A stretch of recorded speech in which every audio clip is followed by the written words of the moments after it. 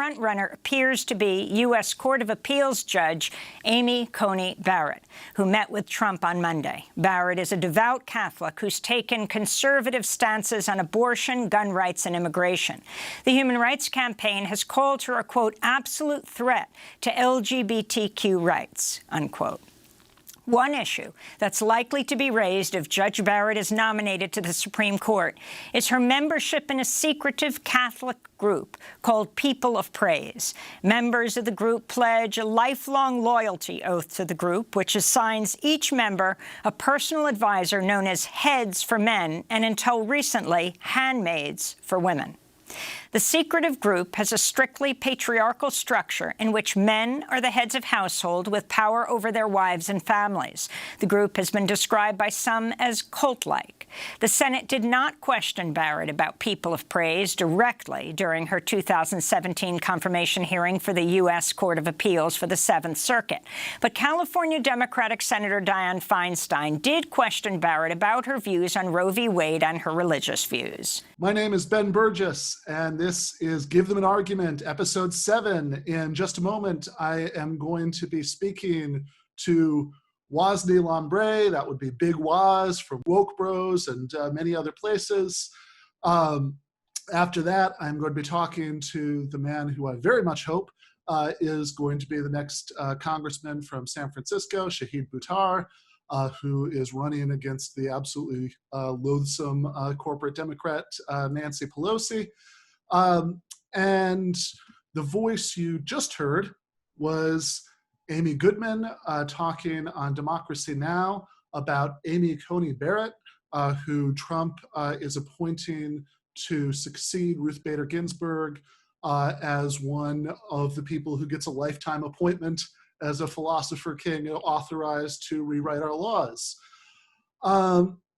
So in that clip, you got what we're often hearing about this, right? You tend to hear one of two things. Either that the Republicans are being very hypocritical for being willing to vote on Barrett just a little over a month before an election, after previously claiming with Merrick Garland that it was a point of great principle that they would not even hold hearings on a Supreme Court nominee during an election year, which is of course true, but pointing out somebody's hypocrisy and $5 will get you a cup of coffee. And the other, which I think is much more justified, is concern about Barrett's views as a extremely conservative Catholic who possibly coincidentally has fanatically right-wing positions on issues like abortion. She was also just a plain old right-winger with fanatically anti-union views, for example. That's something you can absolutely expect from more of, right? We already got the Janus decision crushing one of the main funding sources of public sector unions. I think we're going to get a lot more of that in coming years, especially if we have Barrett on the Supreme Court. But I want to take both of these things one at a time because I think they're both important. So one issue is the Merrick Garland one. And frankly, I think this should be a learning experience. I think reflecting on this should show what a silly thing it was to say that the Republicans had stolen Merrick Garland's seat. That's absurd. And the way you can see that it's absurd is if you imagine that Antonin Scalia had held on to his wretched life for a year longer or even for 4 years longer. So perhaps Scalia and his friend Ruth Bader Ginsburg had died on the same day in September 2020.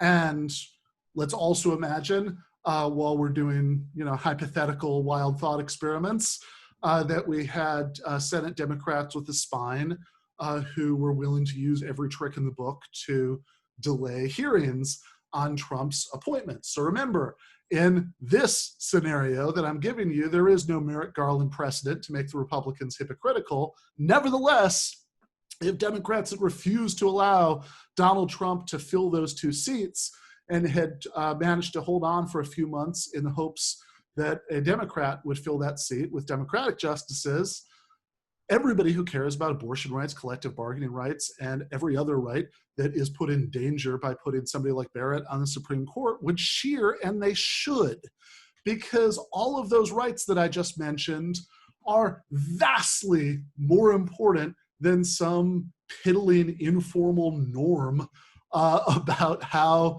the Senate handles Supreme Court appointments. And all of those rights are important for a lot of reasons, but the one I want to focus on right now is that they're important because they have to do with fundamental human freedoms. So even if you believe that a fetus is a person from the moment of conception, which I certainly do not, the idea that another human being should be forced to share her body with one for 9 months to keep it alive is an absurd invasion of freedom.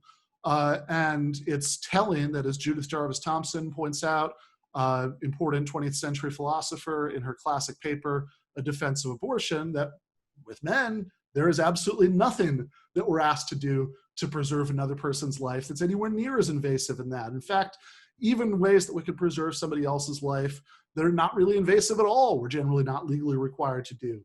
In the paper, Thompson mentions Kitty Genovese, who people believed at the time. I think this has since been debunked, and it's turned out that several people did try to help her. But the story that was going around at the time was that 38 people had watched Kitty Genovese being attacked from their balconies in New York, and nobody had tried to save her.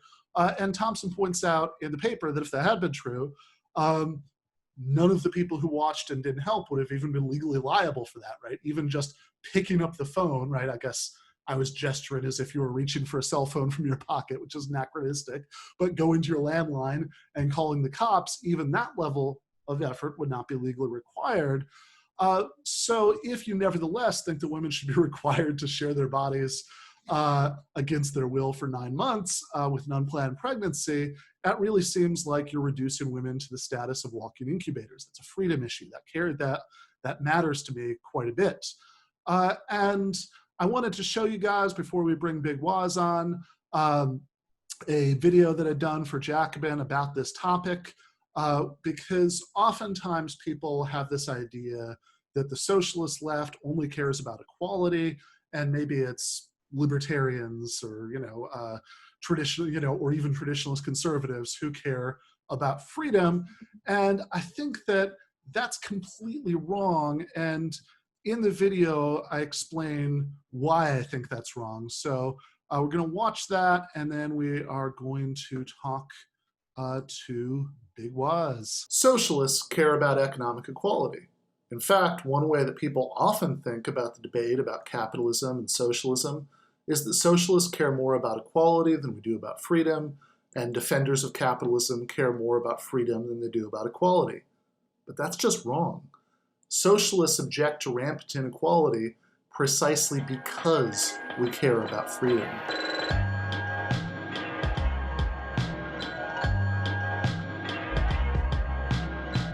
To see the point, we need to start by separating at least 3 different kinds of equality. One is moral and legal equality, the idea that every human being has the same innate importance and should have the same rights as every other human being. That's something that liberals believe, even libertarians say they believe that. Socialists certainly believe it. Another is equality in distribution, whether one person has a bigger share of society's resources than another. Finally, there's the whole question of equality or inequality in abilities. A common view is that it's ridiculous to think that we can ever have equality in distribution because we don't have equality in natural talents. Some people are going to have more than other people because some people are going to use their superior talents to earn more than other people. And who could object to that? Even Karl Marx says in the Critique of the Gotha program that if a society compensates workers on the basis of their contributions, some people are going to get a bigger share than others because, quote, one man is superior to another physically or mentally and supplies more labor in the same time.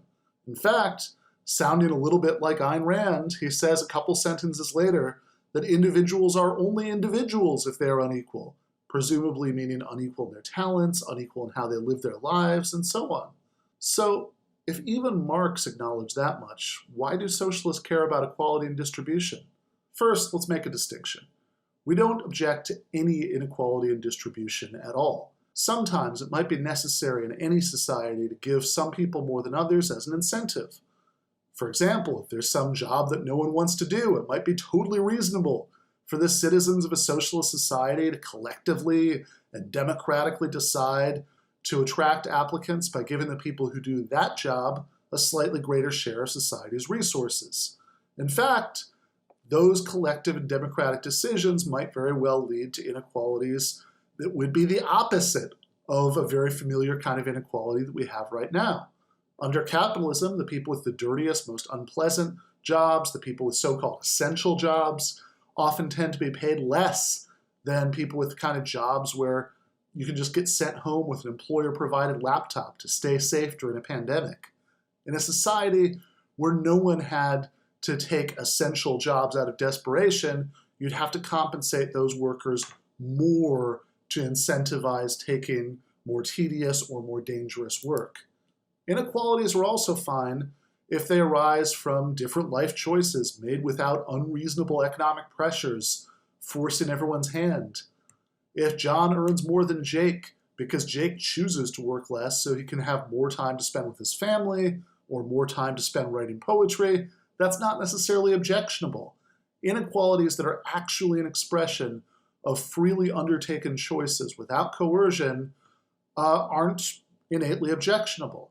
The problem with free marketeers like Ayn Rand is that they think choices made under capitalism are meaningfully free. Socialists don't want some all-powerful bureaucracy making sure that no one ever has a little bit more like anyone else. When I think of this caricature of socialism, I often think about Robert De Niro's character Ace Rothstein in the movie Casino, where Rothstein storms into the kitchen of his casino to yell at the chef because some of the muffins have more blueberries in them than others. When he insists that there be exactly the same number of blueberries in every muffin, the chef asks, "Do you know how long that would take?"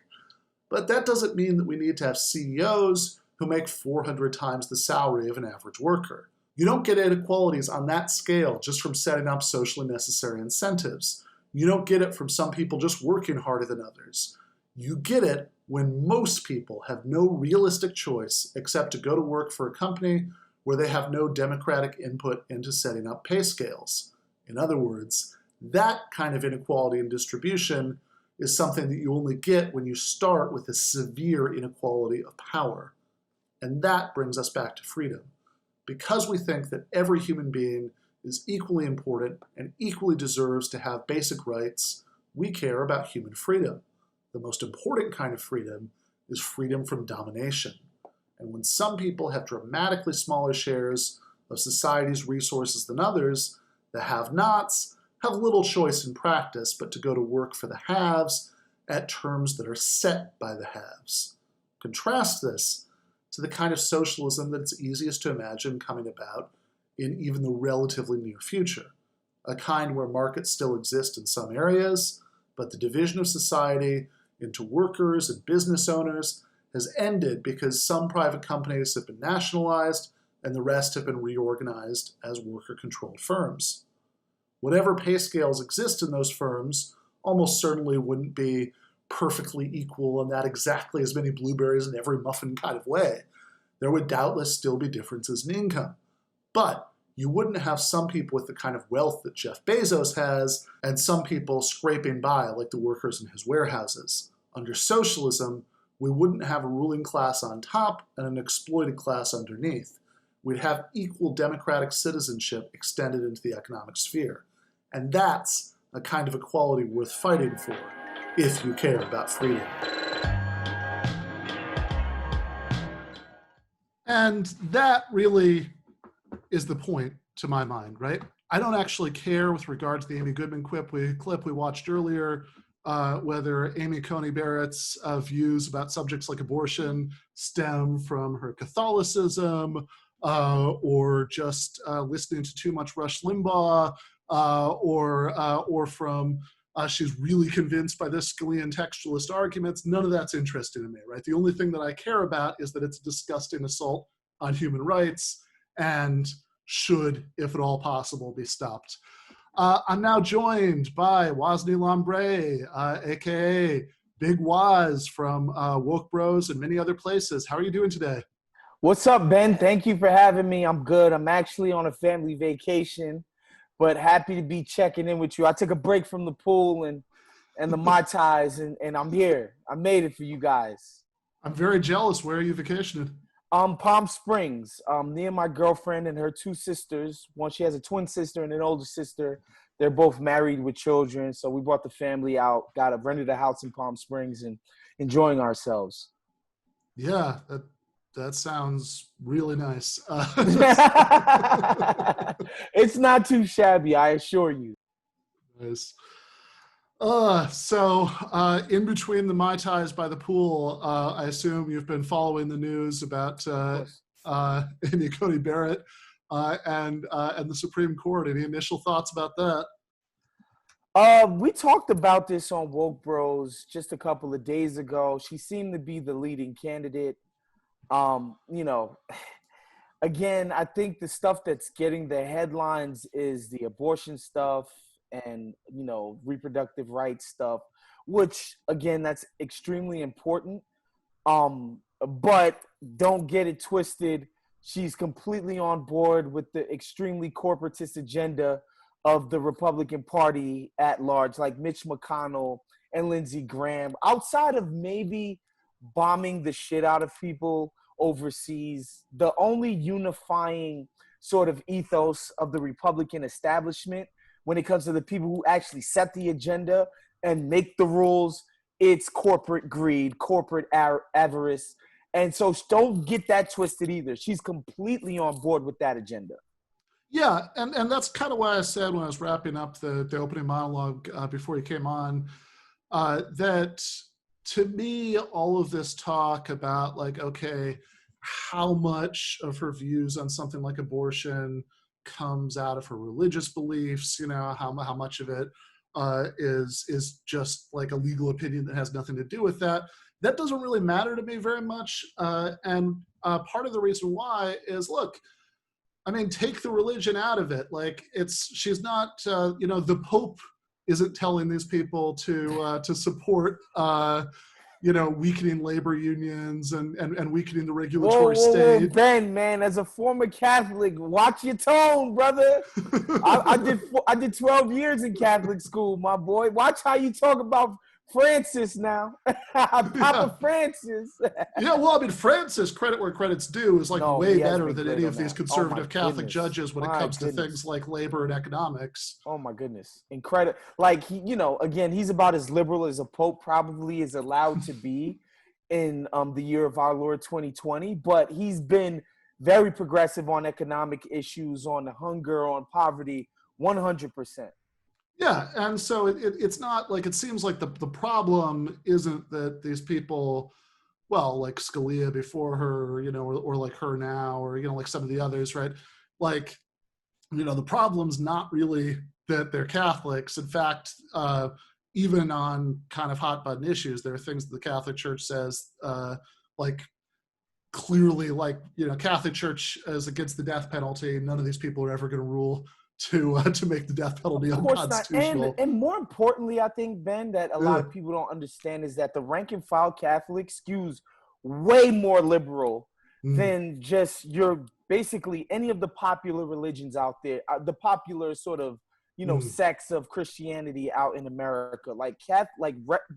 People who go to mass every single Sunday tend to be way more liberal than obviously Antonin Scalia is. That's another thing. And that's what I always found funny about just the concept of a conservative Catholic, because growing up in New York City and going to Catholic schools my whole life, just the concept, it just never made sense. These people never talked to us about hell. The concept that we would be going to hell as school children, that never came up. It was no, of course you're going to heaven. Of course Jesus loves you. Of course you're going to do the right thing. You guys are great people. So this reactionary sort of sector of Catholicism is not something I've ever actually personally been exposed to. So it always makes me look at it this is weird, Yeah, right. I mean, look, I tend to think that people who subscribe to every religion are very good at picking the parts they like and ignoring the parts they don't like. and that, you know, that certainly applies to lots of liberal Catholics. It also applies to your Scalias and your Amy Coney Barrettts. And again, like, abortion might be a place where their religious views and their politics converge, but then like all the stuff about being anti-union, being anti-regulation, right? You know, that's not the Catholic Church. That's just the Republican Party, right? Yep. And I find the whole thing, like, actually, I find a lot of the ways that people are talking about this frustrating. I think there's still this like weird obsession that Democrats have with the norms, like, you know, like you have to, you know, just the informal ways that things have always been done are like upheld as if they were sacred in themselves. So like you had this argument that, you know, that when Mitch McConnell didn't let Merrick Garland get a hearing, that it was, you know, that, oh, they were like stealing that seat from Merrick Garland. It's like, no, the Republicans just understand how power works. Yep. Like, which you would, and I would argue they haven't really been too enamored of the norms since Gingrich became a celebrity. Once he got a celebrity for being a complete and utter shithead, that became popular, right? And of course, right-wing radio sort of became emergent in the 80s, and in the 90s, it just took off. Like, it's all of a piece. This idea that you would go in and just completely ignore the niceties. They're not nice. Their constituents aren't nice. They don't want nice. So I don't understand why you would expect anything nice to come from that party. Like, what? Like, if they could show me the examples of these guys doing the sort of ceremonial stuff that used to happen in Congress back when, you know, they were arguing over whether I was 3/5 of a human or not. You know what I mean? Like, I want people to show me where this was the case. I just don't see it.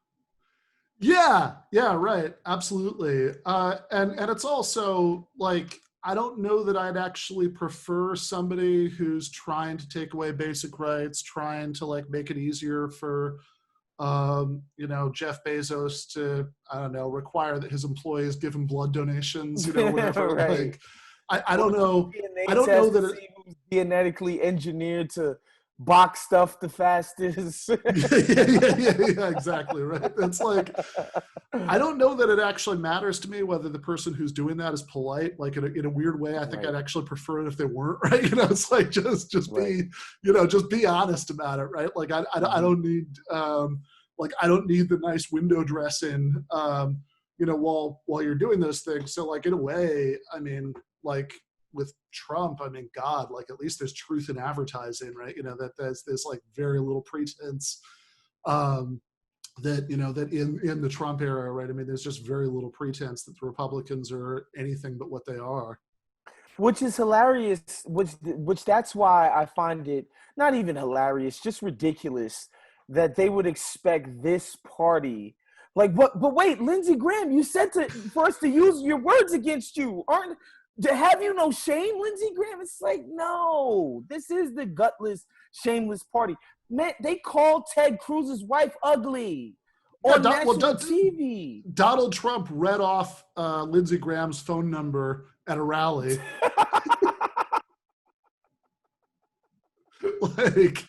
like he literally, like, he was mad at him during the primaries, so he made his phone number. He doxed you, bro. Yeah. Like, there's no shame. So that's why it's, and again, I might be the wrong person because I am biased in my utter just disgust and contempt for the Chuck Schumers of the world. It's just like, shut up, Chuck Schumer. Do something, man. You know what I mean? Throw some sand in the gears. You know what I mean? Like, muck it up. Gummy the works. Like, I don't Why do you think he's not doing it?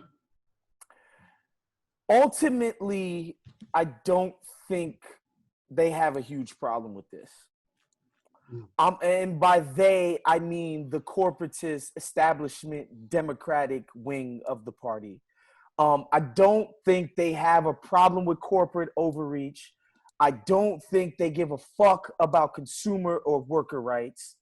I don't think they ultimately really care that much. They know they're supposed to be seen to be pretending to care about the little guy.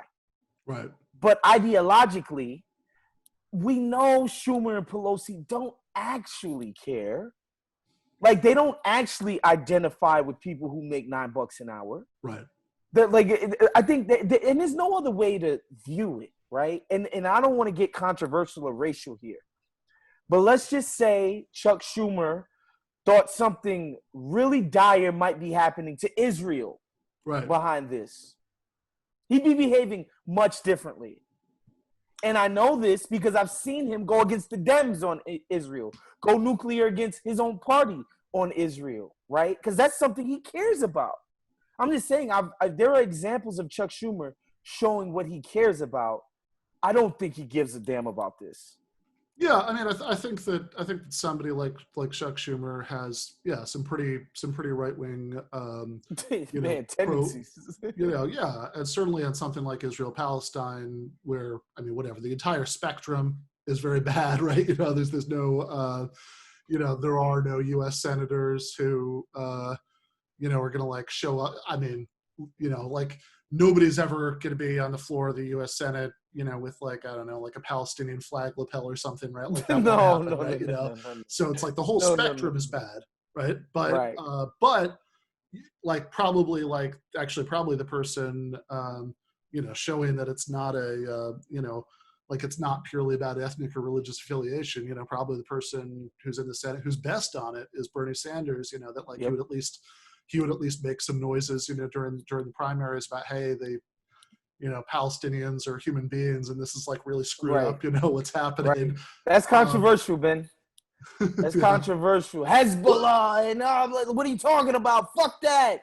No, I mean that, like, it really is like it's gotten like it's so bad, right? We're starting from such a miserable starting point that it actually is a little bit controversial to say that, right? That kind of the way it was controversial, when Hillary was talking about how Henry Kissinger was her good friend and an advisor, and Bernie would like occasionally bring up like the coups in Latin America. And another thing that folks need to realize as well when it comes to the abortion argument, both Republicans and specifically the power center in the Democratic Party, and you could call me cynical, or you could say that they deserve a little bit more of a benefit of the doubt when it comes to reproductive rights. These people are filthy rich. If they ever really actually banned abortion, I'm talking about somebody like Mitch McConnell, we know does not give a fuck about abortion, right? He's not moved by that issue for real. But guess what? He knows in his heart of hearts, if push came to shove, if Chuck Schumer, if push came to shove, he could put one of his loved ones and mistresses on a private plane to Canada. Boom, quick, abortion done. Right? Like, and they know that. They know this. And that's why I think the issues that they really care about. It's usually the stuff that affects the donor class, the ruling class of society. That's just straight up and down. Like, we have mainstream politicians who aren't like that, and we can name them: Bernie, Ilhan Omar, AOC, and then maybe Sherrod Brown, right? Like, we have a handful who go out and they make their brand about normal people, but for the most part, man, these people don't care. Yeah, no, that's right. And I think actually that example about Sherrod Brown really shows like how slim the pickings are there, right? Because like if you're grading on the curve, you have to grade on to like make this determination. Then sure, Brown goes in because like there's so few people who do. But like I don't think he was even a co-sponsor of Medicare for All, right? Like that's like that. That's how bad it is, right? That this thing that like literally should be the least controversial, like the mildest social democratic reform. Like actually just this morning, right before I did the episode, I was being interviewed for this.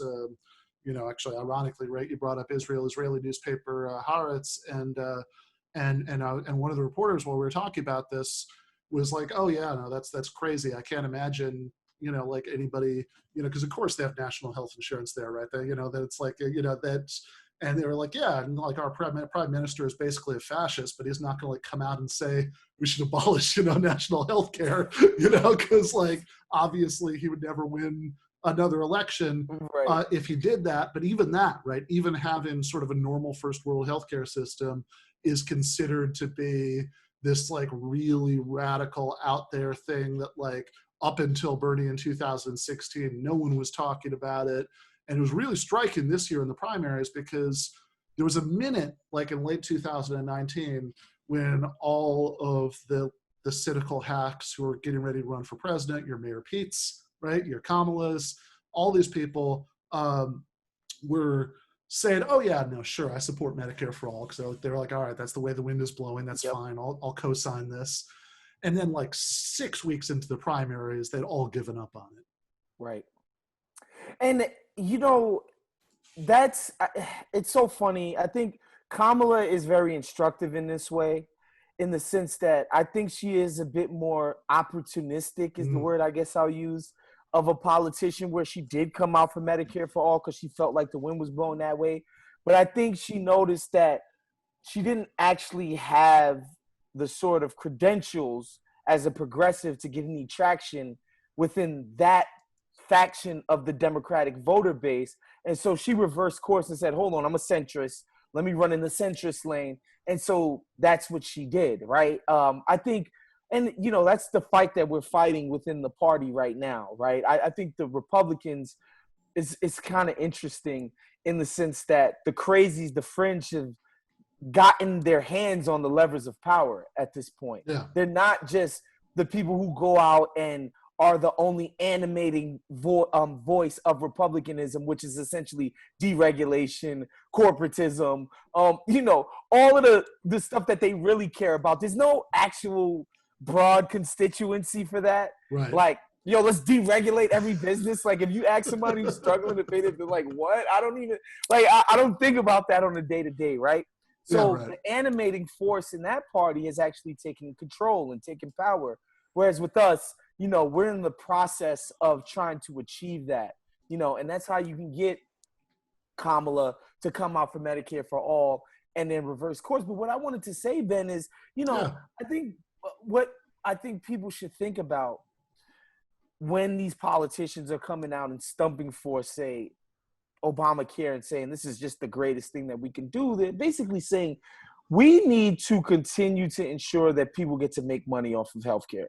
Right. Like, that's what they're saying. They're not saying it out loud, but that's essentially what's driving it. It's like, no, they're business interests here. It's a market. It's great. All markets are just fucking great, Ben. Don't you know that?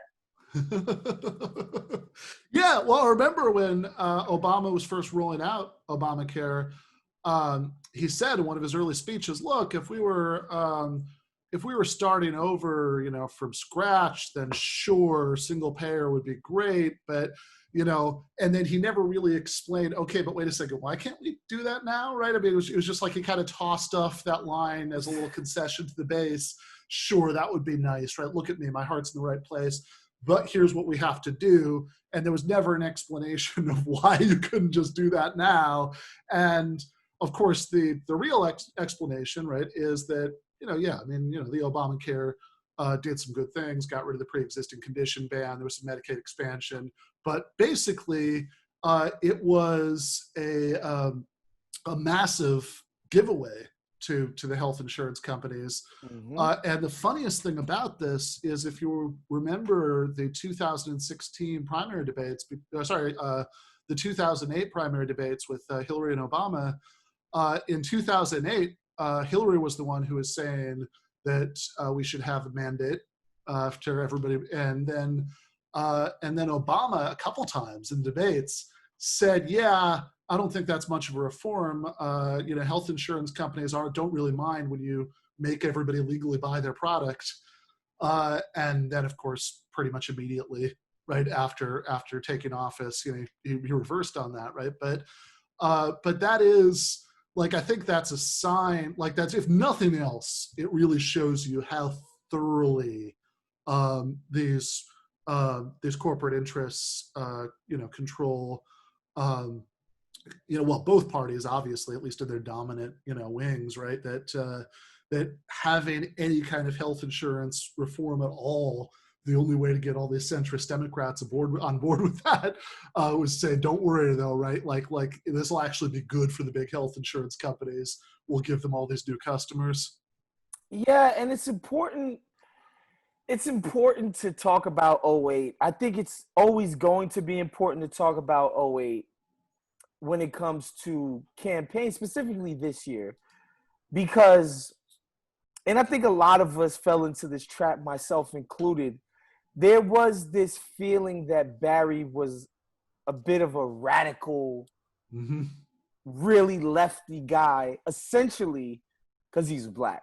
And I'm telling you, I was guilty of it too. There was just this sense, you just felt it. You just knew this guy was going to do something revolutionary because he didn't look like everybody else. Right. When realistically, if you looked at his credentials, when he was in Chicago community organizing, why wasn't he union organizing?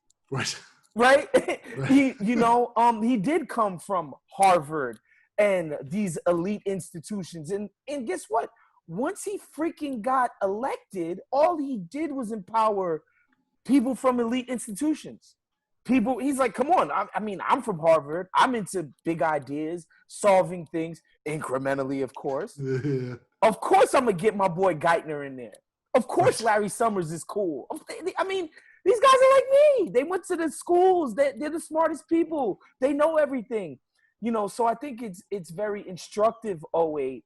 And I think honestly, it's why Kamala couldn't get traction during the primary. It was one of those fool me once, shame on you. Fool me twice, can't fool me again. The George W. Bush thing. But I think people have woken up to it. And I think we are very slowly getting the kinds of people that you and I are more aligned with politically. Yeah, and I remember that pretty early in the primaries this year, our late brother Michael Brooks told me it's going to come down to Biden and Bernie, right? Because those are the real options, right? And I think that goes to what you're saying about fool me once, right?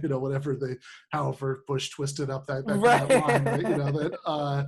Because Biden wasn't really pretending, right? No. He wasn't rebranding himself as some kind of woke semi-leftist, right? He was just like, yep, this is what you're getting, right? At least we'll go back to normal. I'm going to get in there and do nothing.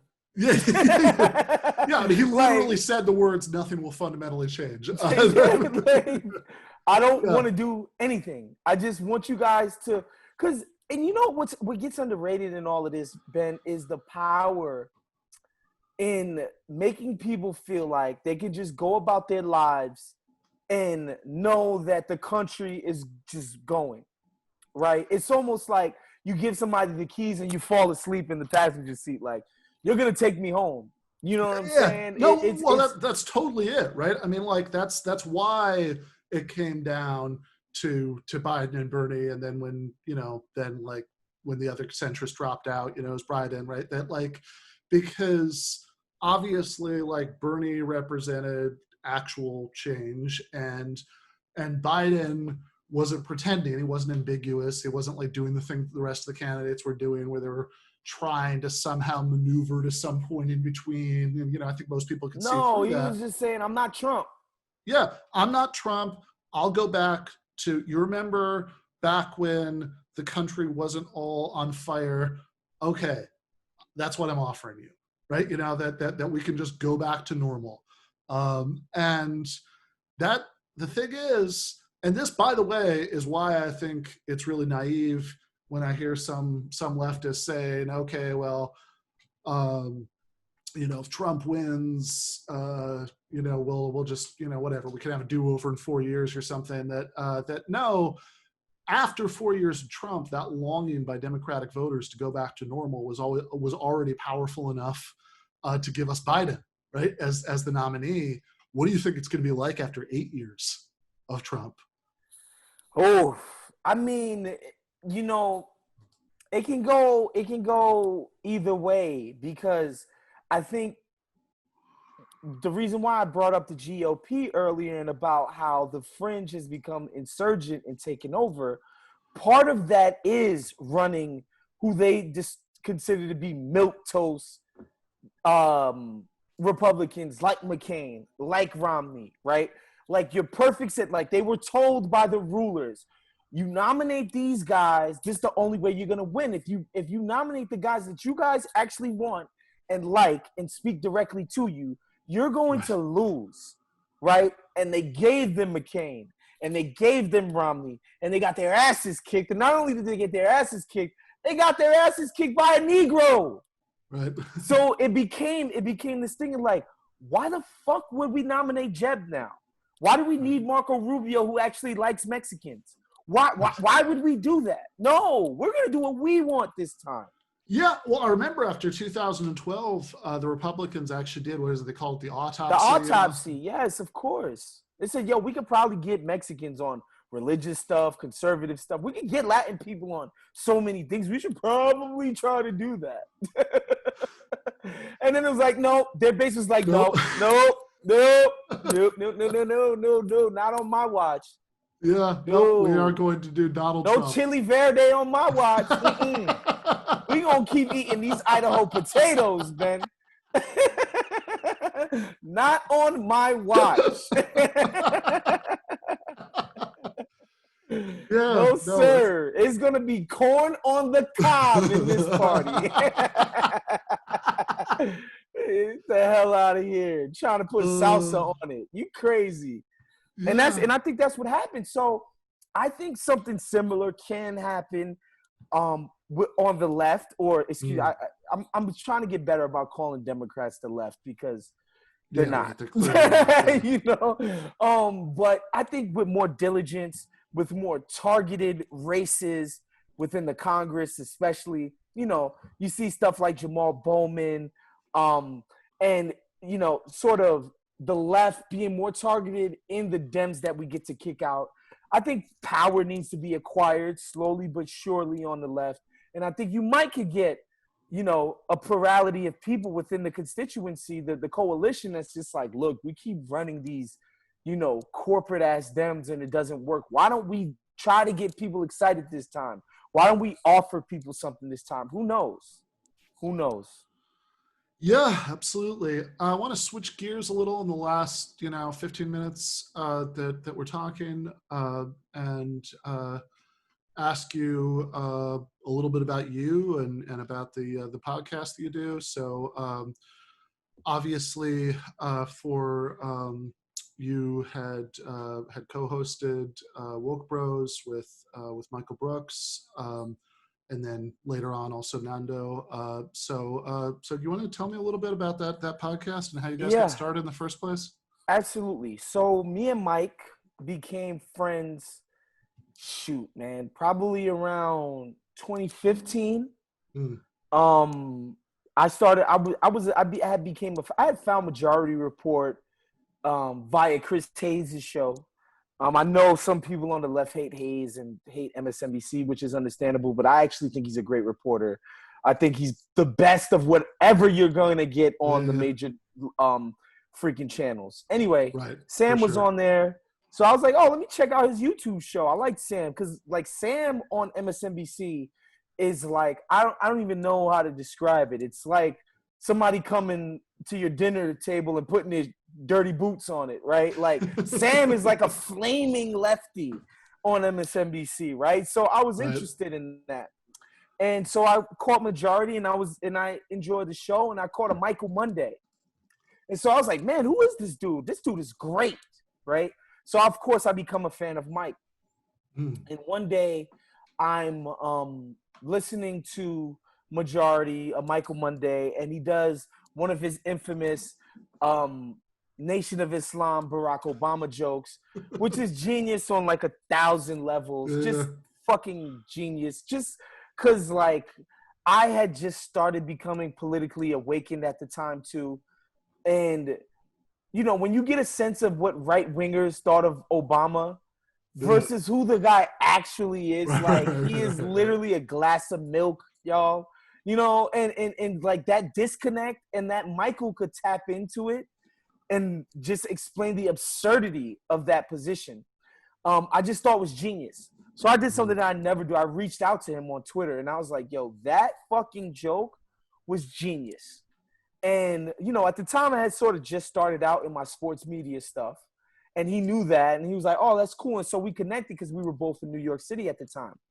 So we connected, we got beers and shit in Brooklyn, and became friends. And we always became friends. And we remained friends of, you know, throughout the duration of that time. And so, of course, he tells me he's going to start his own venture eventually, TMBS. I remember the freaking outline that he had of the type of show it was going to be, what he was going to offer the people on Patreon, like all of the different shit. Like, he had this shit beautifully laid out. I remember reading it and being like, bruh, this is going to be so fucking successful.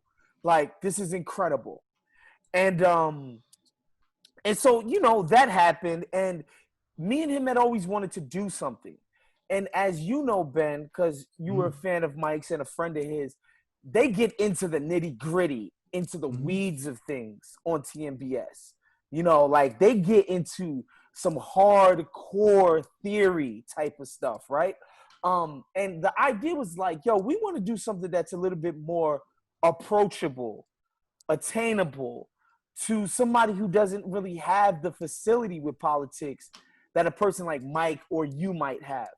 And so we developed the Woke Bros just as a concept. Like, you know, I already had gotten a job with The Athletic doing the sports thing, but my company, Count the Dings, we were still doing culture stuff, pop culture stuff. And me always having an interest in politics, I was like, I want to do an offshoot, a political offshoot show, just to keep the people in our orbit who are mainly sports focused, you know, movies, TV focused, who are interested in politics, just keep them updated on what's going on with our worldview, right? Which is a worldview obviously you share. It's about normal working people, not people with 7 degrees, not people, and not that I don't love eggheads. Trust me, I love y'all too. Don't get it twisted. Yeah, but that's not who we're trying to. That's not whose what it's lives about. we're focused on, right? Yeah. Right.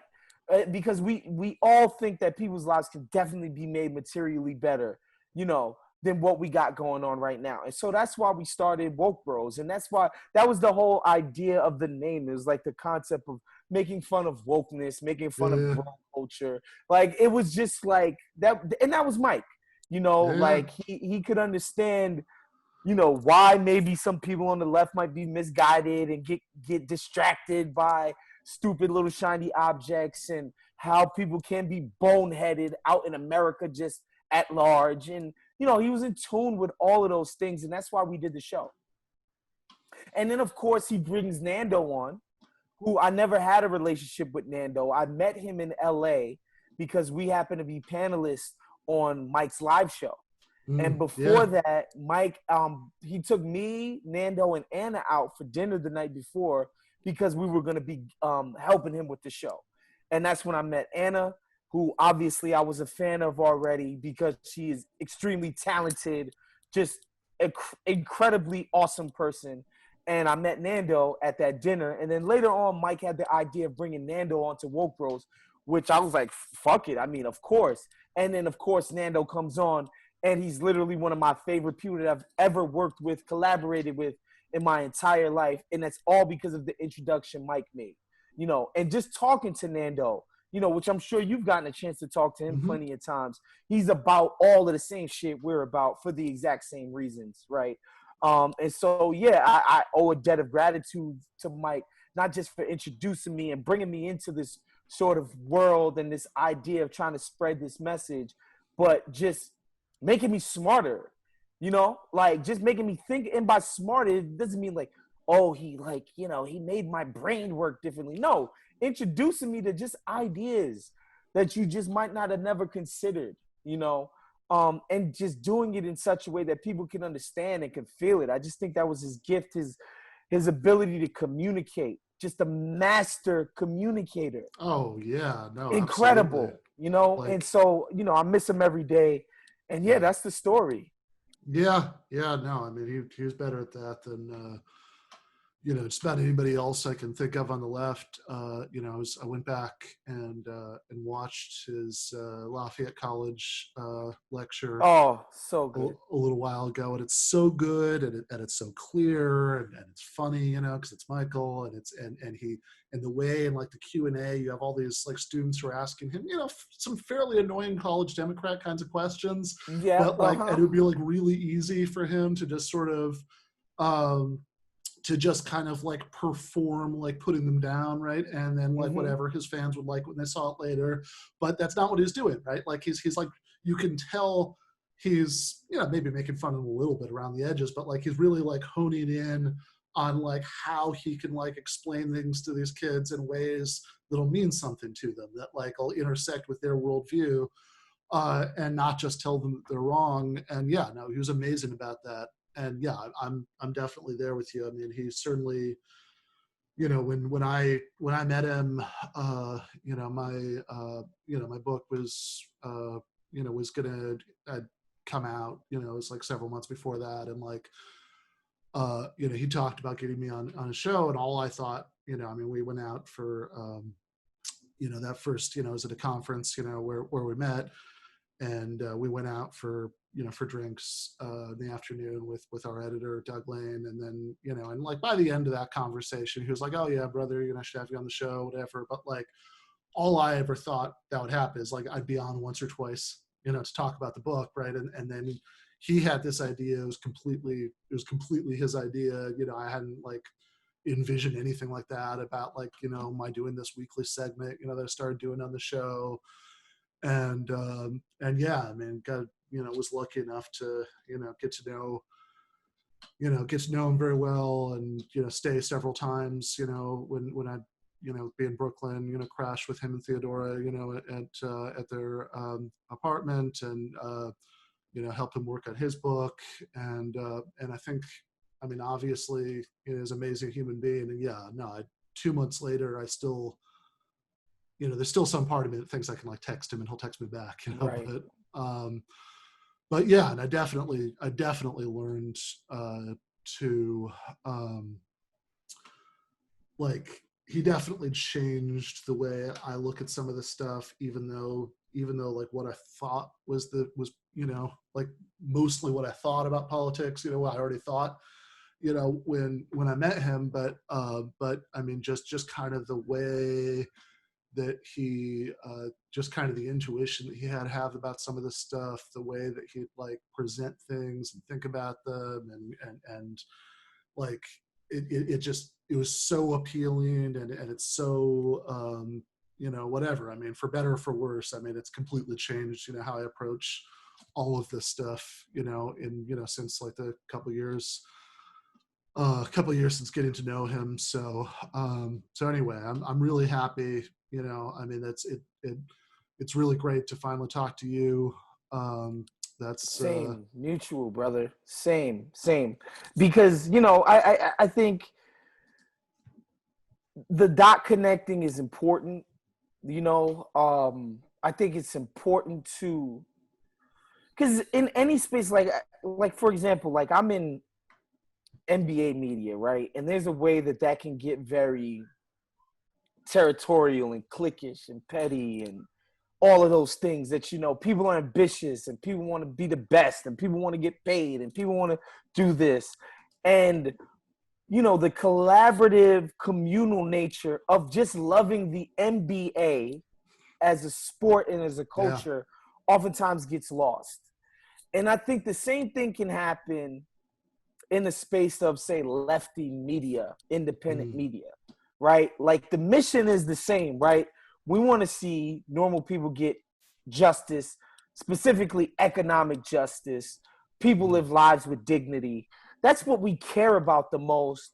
And we should try to avoid the petty squabbles, the territorial stuff, anything that goes against building community, building a coalition, getting people on the same page, I can make a confession here. Like even throughout the pandemic, I'm not going to lie, I've become sort of disillusioned with race speak, right?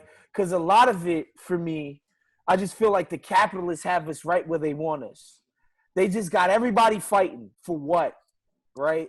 And so I've become disillusioned with, obviously, I want racial justice for black people. I'm fucking black. You know what I mean? But I've become disillusioned with the way that fight gets sort of carried into our discourse as people who are trying to make gains, you know? And I'm not going to lie, like Mike sort of helped me with that. And Mike was, you know, he was as big into racial justice as possible, but anybody can see that sort of, and I'm not just talking about black people doing it. I'm talking about all shades of liberals who just go super duper woke on me. And I'm just like, yo, fam, like, I promise you, I love myself. I love being black. I love black people. Like, nothing you could do or say to me is going to change that. But, yo, relax. Like, normal people don't talk like this. You know what I'm saying? Like, we got to be able to have conversations with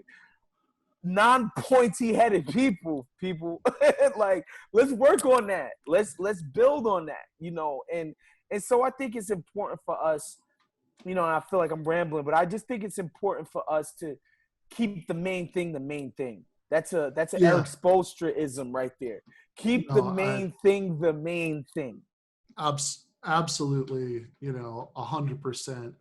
And really, I mean, let's also, I mean, I think there's like a really like basic way to put some of the point here, right? Which is just that what is the main way, right? Certainly not the only way, right? Because like there are like 1,000 ways that this has happened, right? But like, what has been the main way that like racial stratification and hierarchy has played out in the US? Well, it's that black people are way more likely to live in poverty, right? Like that's the main way that that's happened, right? And any solution to that, right, has got to go through getting everybody who's living under those conditions, right, to see. And that's what I think the project should be, is getting people to understand, people who aren't black to understand that, yes, while it may seem appealing to want to believe and feel that just waking up white every day makes you amazing. And I get it. I get the appeal of that. It's seductive to just like, to be able to be like, I get to access superiority, awesomeness, just by virtue of the fact that I wake up white every day. I get that, but let's not get it twisted. Those people who sold you that idea left your ass behind. They didn't come through on the promise. They have not made your lives fundamentally better than black people. Matter of fact, you get to see it in action. Fancy black people on your TV every single day. The promise was that you were going to be given that access. You were going to be given all of that in exchange for giving them the power to do it. And they never delivered on it for you. And our mission should be to explain that to people, to get that through to people, that they did not deliver. Not that you were a fool for wanting it, not that you're a bad person and you're racist, which you might be, in blah, blah, blah, blah, blah, all of those fucking things. You know what, man? I don't give a fuck if somebody gets to be racist in Kentucky, so long as there are people in Harlem who get to have a livable wage, get to live in a freaking apartment or whatever that isn't dilapidated and all of that. Like, I'm sorry, that's a decent trade-off for me. You go ahead, feel like you are God's gift to this green earth. So long as normal people get to live in dignity, that's the trade-off. I'm sorry, I'm willing to make, y'all. Yeah, fair enough. Before I let you go, so there is something completely unrelated that I want to bring up at the very end here, which is that Nando is going to come back. Also, Mike Racine sometime in the next month or two and do a bonus episode of where we're just going to talk about The Sopranos. Do you want to join for that? Absolutely. So I have actually 3 favorite shows of all time. I'm going to be very basic. about The Sopranos and The Wire. That's basic. I know. The third one is actually The Young Pope, because, like I said, I grew up Catholic, and like what they're doing, explaining that shit, explaining Catholicism is just genius work. But I always waffle between The Wire and The Sopranos, just as like actually obviously both are genius works for different reasons. But The Sopranos is so fucking funny.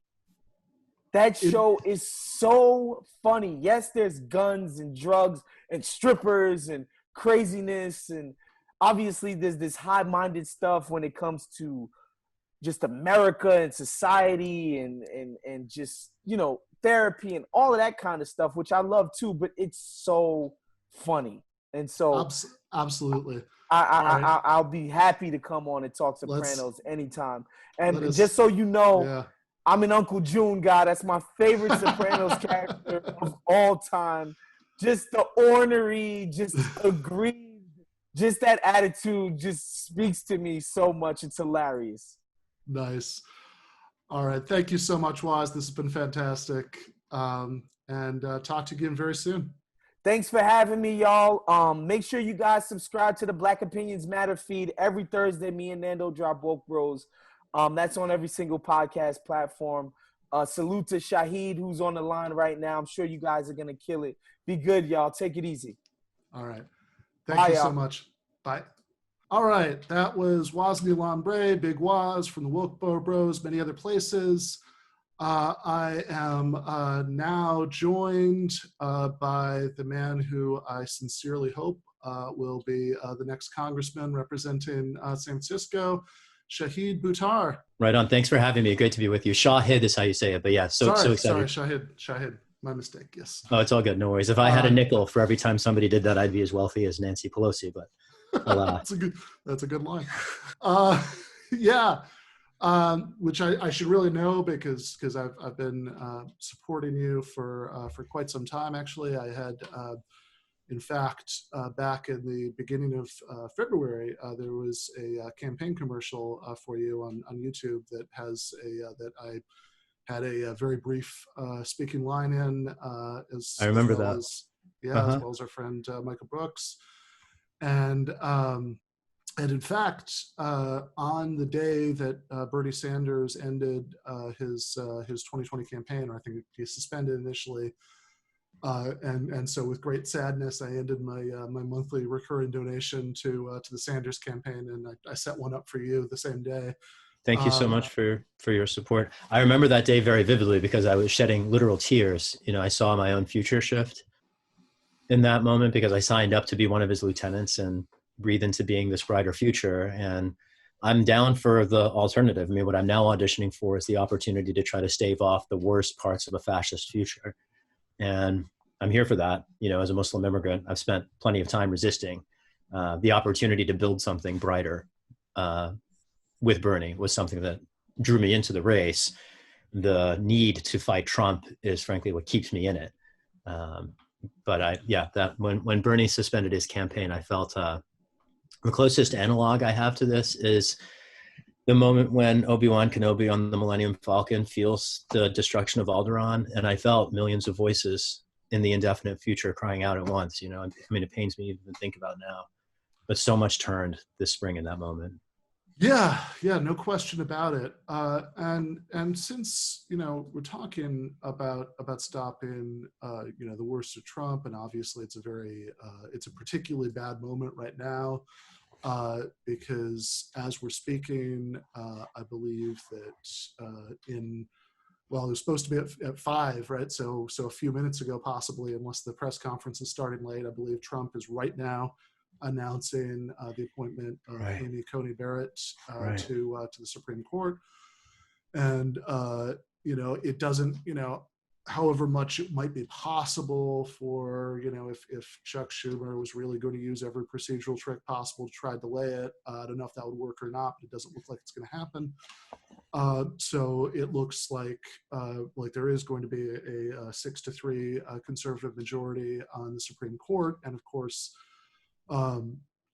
you know, we're about to have an election where, and it's very difficult, right? Because so many liberals have cried wolf about this stuff in so many ways, but the signals that are being sent right now are extremely disturbing, right? Like, so literally, Trump just said a couple days ago, he was asked if he would peacefully leave power if Biden was elected, and he said, "We'll see." So, Foreshadowing. yeah, Yeah. absolutely, right. So it does. So I think that that the importance of stopping, Trump from getting that second term if possible, and everything, everything that goes with that, right? I think something the left often doesn't have its eye on nearly enough is the National Labor Relations Board appointees, that Trump, is going to consistently appoint people whose mission in life is to stamp out what's left of organized labor in the United States, right? So I do actually think that's important, and so because I do live in a swing state, I'll hold my nose and do what I have to do electorally to help make that happen. As I would if I lived in a swing state. Yeah, right. Yeah. But because you live in California, in fact, not only, of course, you're not in that position, but also because California's election laws are unusual. So the top two vote getters in the primary go on the general election ballot, even if they're both Democrats, which means that people in your district, when it comes to the congressional race, don't have to make that kind of choice. Their choices are Nancy Pelosi and you. Which would be a wonderful position to be in, frankly, electorally, that you can vote for the things that you care about without worrying about electing a Republican. So obviously that's very exciting. And I guess the biggest thing I want to talk to you about today, and I know that there are 1,000 answers to this question, but let's just start out with the obvious. Why is it so important that, if at all possible, Nancy Pelosi is replaced with you? Succinctly, because Nancy Pelosi has done everything she can from a policy perspective to pave the road of the right wing and this aspiring fascist tyrant of a president. The demonstrations of so-called resistance, using air quotes here, resistance to Trump, have been entirely theatrical, ripping a speech, clapping sideways, which she actually said was not ironic at all, but it meant sincerely, pointing sternly across the table, putting on her sunglasses while wearing a red coat. It's not unlike the fawning over Kamala Harris's Timberlands when she gets off the plane. It's like the subversion of Washington by Hollywood and the subversion of policy by celebrity. And I'm not interested in celebrity. I'm very interested in policy. I've spent 20 years fighting to first help make marriage equality a federal right. I've been fighting to restrain the surveillance state. I've fought against CIA torture. I've worked against police profiling in communities across the country. And on all of those different issues, Nancy Pelosi was on the other side. So you mentioned marriage equality, which is a good reminder because the video producer for the show for us comes from New Paltz. Oh, wow. That's cool. Yeah. Right on. What a small world. Yeah. And so when I told him, that I'd be interviewing you, he said, "Oh yeah, back when our Jason Green West. Party mayor in New Paltz was performing same-sex weddings, and signing off on that, and of course it was legally challenged. Shahid came to New Paltz, to work for him legally." So I don't want to get off on too much of a tangent, but I think that's a very cool thing about your history. Can you talk about that for a minute?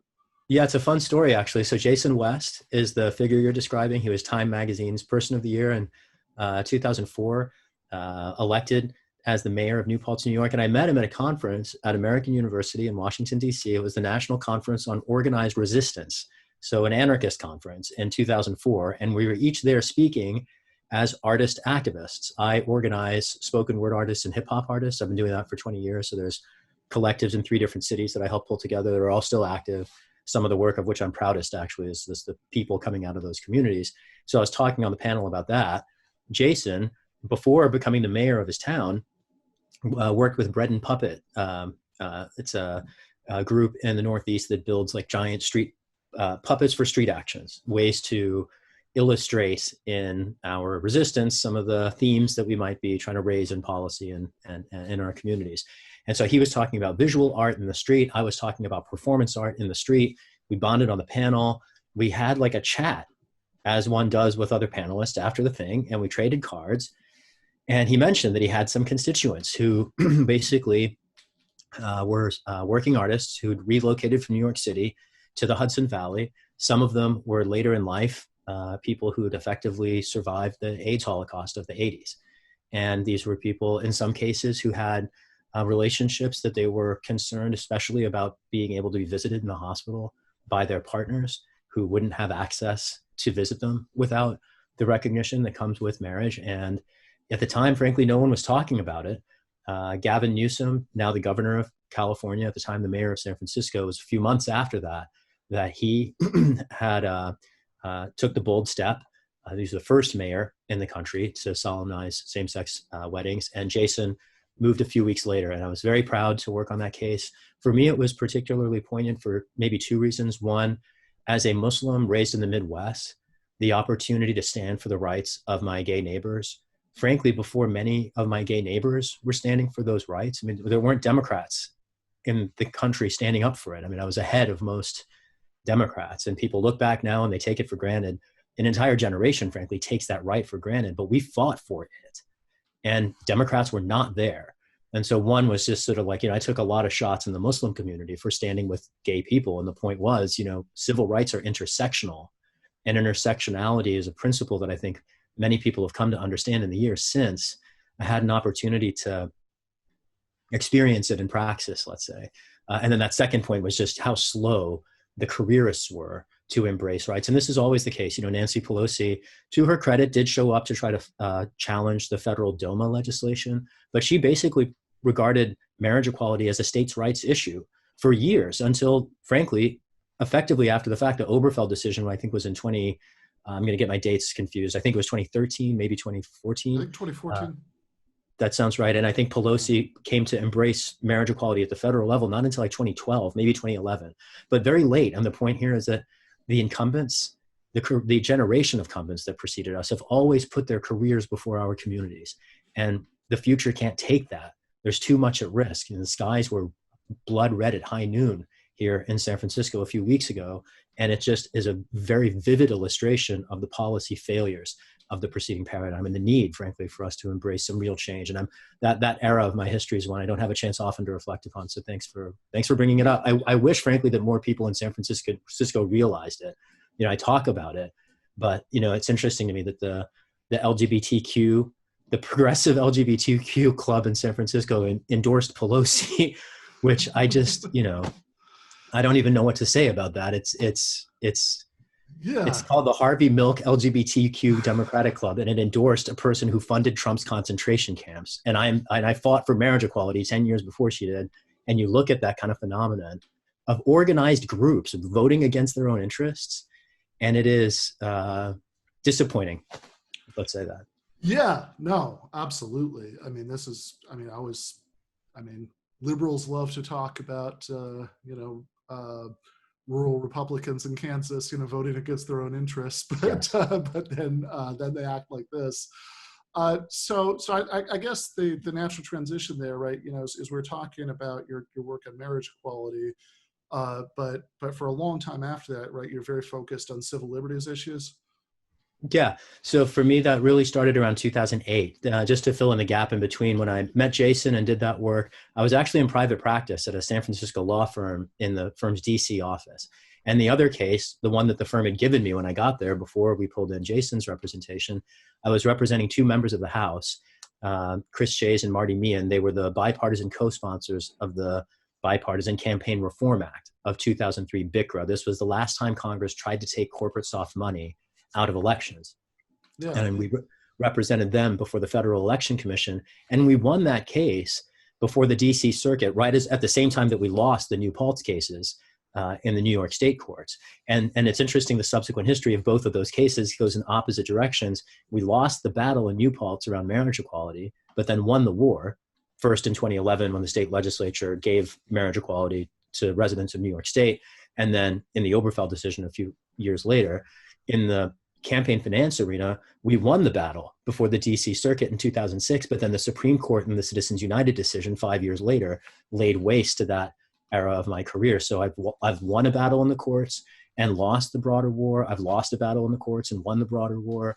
One of the things I take away from that, and it's particularly poignant given the event transpiring as we speak, I'm having another of those moments where I feel millions of people crying out.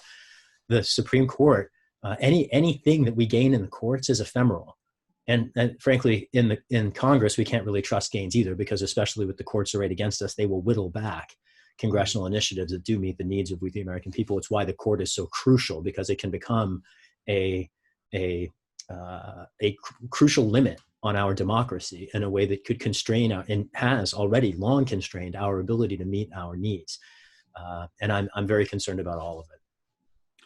Yeah. So I guess, one way, because I think that a lot of people do know this stuff, at least on the left, but I think a lot of people, don't, or might like lose sight of just how deep, right, the divide is, on some of these issues between somebody like you and a corporate centrist like Pelosi. And certainly, I think it speaks to the importance of this race, right? So we're starting to to talk about civil liberties and your work on those issues. And Nancy Pelosi has been in Congress for a very long time. Actually, when did she start? 1987. And if I can, just to touch this, because I realize I missed at least one part of the answer I meant to share before. In that time that she's been in Congress since 87, before she became the speaker, she was the ranking member of the House Intelligence Committee. This is the committee that signed off, just like Dianne Feinstein's committee on the Senate side, the Senate Intelligence Committee. Those are the two committees that oversee the national security agencies, the NSA, the CIA. They oversee everything from drone strikes to torture to mass surveillance. These are very much the issues that I spent the last 10 years grappling with. And as I've been fighting the Obama administration from the left, and then the Trump administration, and before that, the Bush administration. Throughout that time, I've seen Nancy Pelosi carrying the Bush administration's water, just like the Obama administration later did. And frankly, I see this demonstrated. It's really interesting at this point in time when, on the one hand, Nancy Pelosi, impeached Donald Trump a year ago, and about 6 months ago, revived expired surveillance powers from the dead to then hand him and expand his ability to suppress domestic dissent. And the inconsistency of even the attempts theatrically to stand for civil liberties in the face of an ongoing onslaught on our rights. And just to be clear, it's not just mass surveillance that could become a key lever of thought police. It's not just torture with impunity. It's not just mass incarceration. It's not just arbitrary police violence, deadly, lethal police violence with impunity. It's not just executive secrecy to hide all these things from public view. It's not just coups abroad, likely in 3 different countries in Latin America alone in the last 2 years. It's not just an ecocide across the Amazon, at the same time that we're having our own domestic catastrophes driven by this preventable climate crisis. It's all of those things, plus a pandemic. I mean, it boggles the mind how deep and multifaceted the failure is.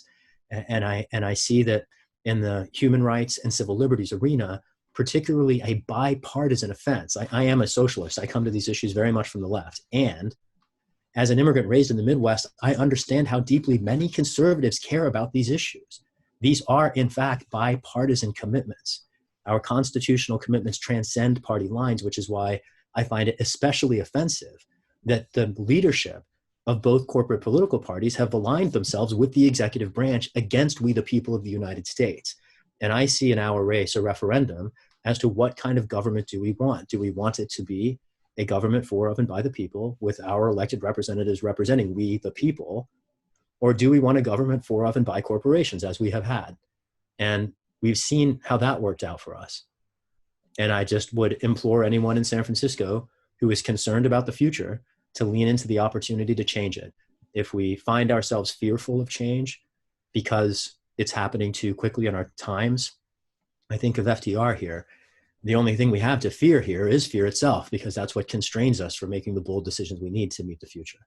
Yeah, and I mean, I think, as you say, the fact that where you are in California, you've seen such apocalyptic consequences of climate change recently, really goes to the point, because the difference, certainly on that issue, right? I mean, the difference between incrementalism and outright denial is largely aesthetic.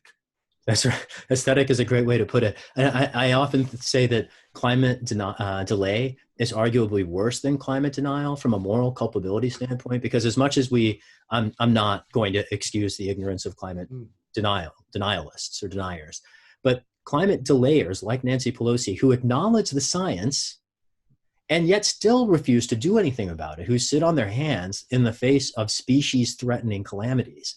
And, I'm glad to see the House pass a measure recently to expand renewable energy, but the scale of the commitments pale relative to the scale of the need. And we need actual action. And Nancy Pelosi, the most important thing she did in this congressional session with respect to the climate disaster is hamstring the new committee on the climate crisis. She denied it investigative authority and she denied it policymaking authority. And that's exactly what we need, is empowered committees to be developing the very broad-ranging, transformative legislation we need to meet this need of the coming, and the fact, not just the coming, but at hand crisis. One intersection, just to connect some dots, I'm not sure if we did talk about it. It's certainly been on my mind a lot. The eugenics at the concentration camps, the Trump-Pelosi concentration camps. There's a connection here with the climate crisis. A lot of people don't realize that the migrants coming to our southern border in particular, the ones from Central America, are fleeing a drought. It is climate disaster that is driving the migration crisis that is already creating these human rights calamities in the United States. And that's only going to get worse. The water wars are going to displace potentially billions of people. The waves of migration we are seeing now are nothing, because large parts of the planet might actually become uninhabitable. And those people are going to need to go somewhere.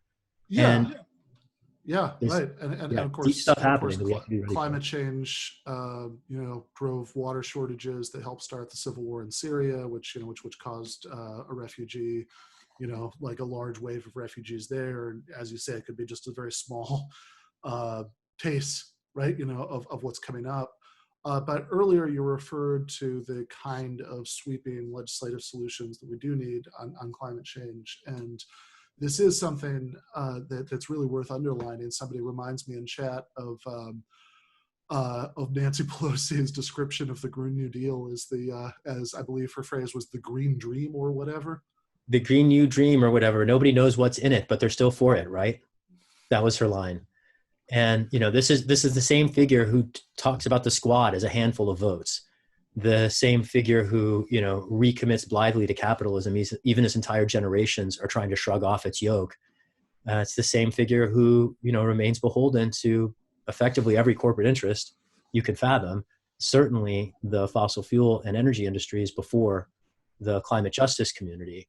And, this is someone who I think the challenge I have as a constituent of Nancy Pelosi's, who is also a professional advocate, is that I see up close in slow motion a lot of what she does, and I pay too much attention to be fooled by the theater of it. And I recognize the disparity between the rhetoric and the reality. And her rhetoric's great if she was the figure that she's constructed to be by media sources.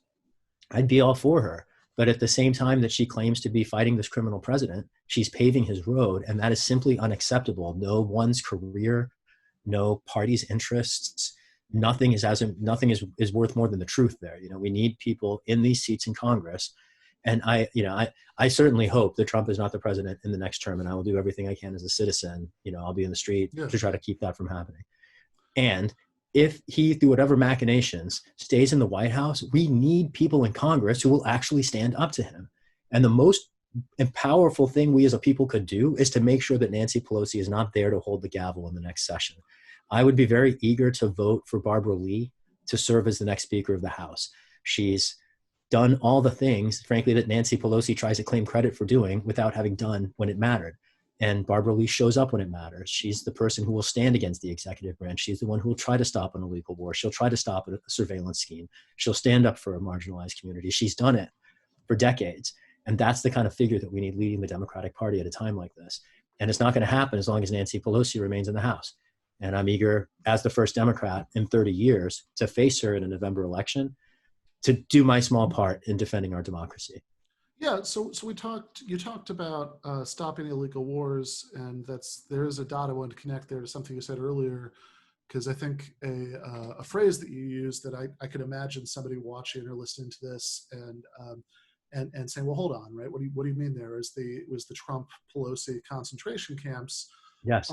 But of course, that's literally true, right? I mean, the Democrats control the House of Representatives.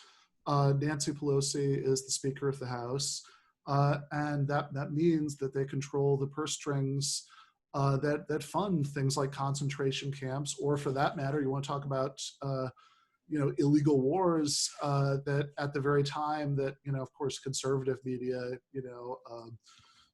thought that she was a progressive devil, right? But that during the Bush era, right, anytime, right, Pelosi and the Democrats could have cut off funding to the war, and they didn't, right? Anytime, right now, they could cut off funding to ICE and the concentration camps, and they don't do it. Or the DHS goon squads, or the NSA surveillance apparatus, or the CIA torture, drone strike, assassination, national security crisis creation machine. There's any number of things that we do that are ham-fisted, belligerent, ignorant, frankly stupid wastes of resources that kill Americans at the end of the day. Let's go in on this. I think particularly, and I only reference this because I just mentioned the CIA, there's so many things that agency has gotten away with, and its budget has only continued to increase. No one even knows what it is, because the bottom line budget number is somehow classified. I mean, that is just such a glaring revelation of corruption to me. This is the same agency that trained Al-Qaeda because it was convenient at the time to fight the Soviets. We called them the Mujahideen then. This is the same agency that ran crack cocaine into the United States and ended up killing US police officers, prompting both the paramilitarization of police and the metastasis of mass incarceration. This is the same agency that has assassinated US citizens and their children based on speech alone, while those people's families were in courts trying to vindicate their rights.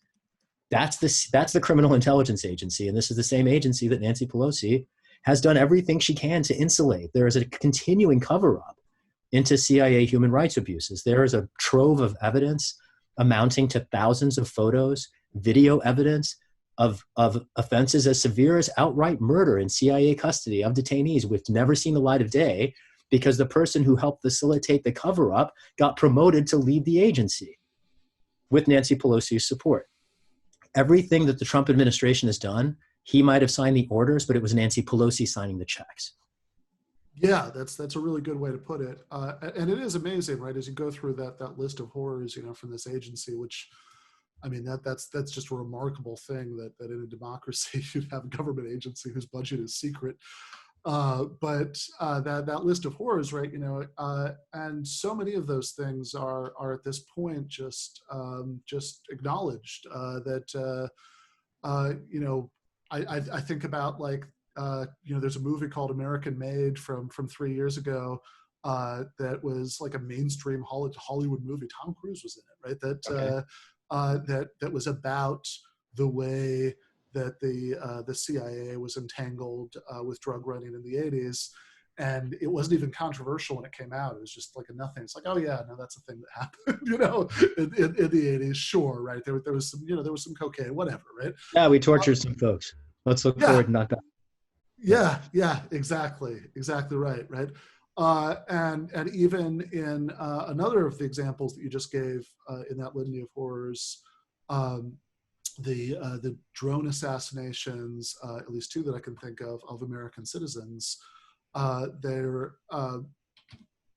at the time, of course, they don't announce we're trying to kill this guy, we're trying to kill that guy, generally speaking. But that was also acknowledged afterwards. Obama gave a speech justifying it.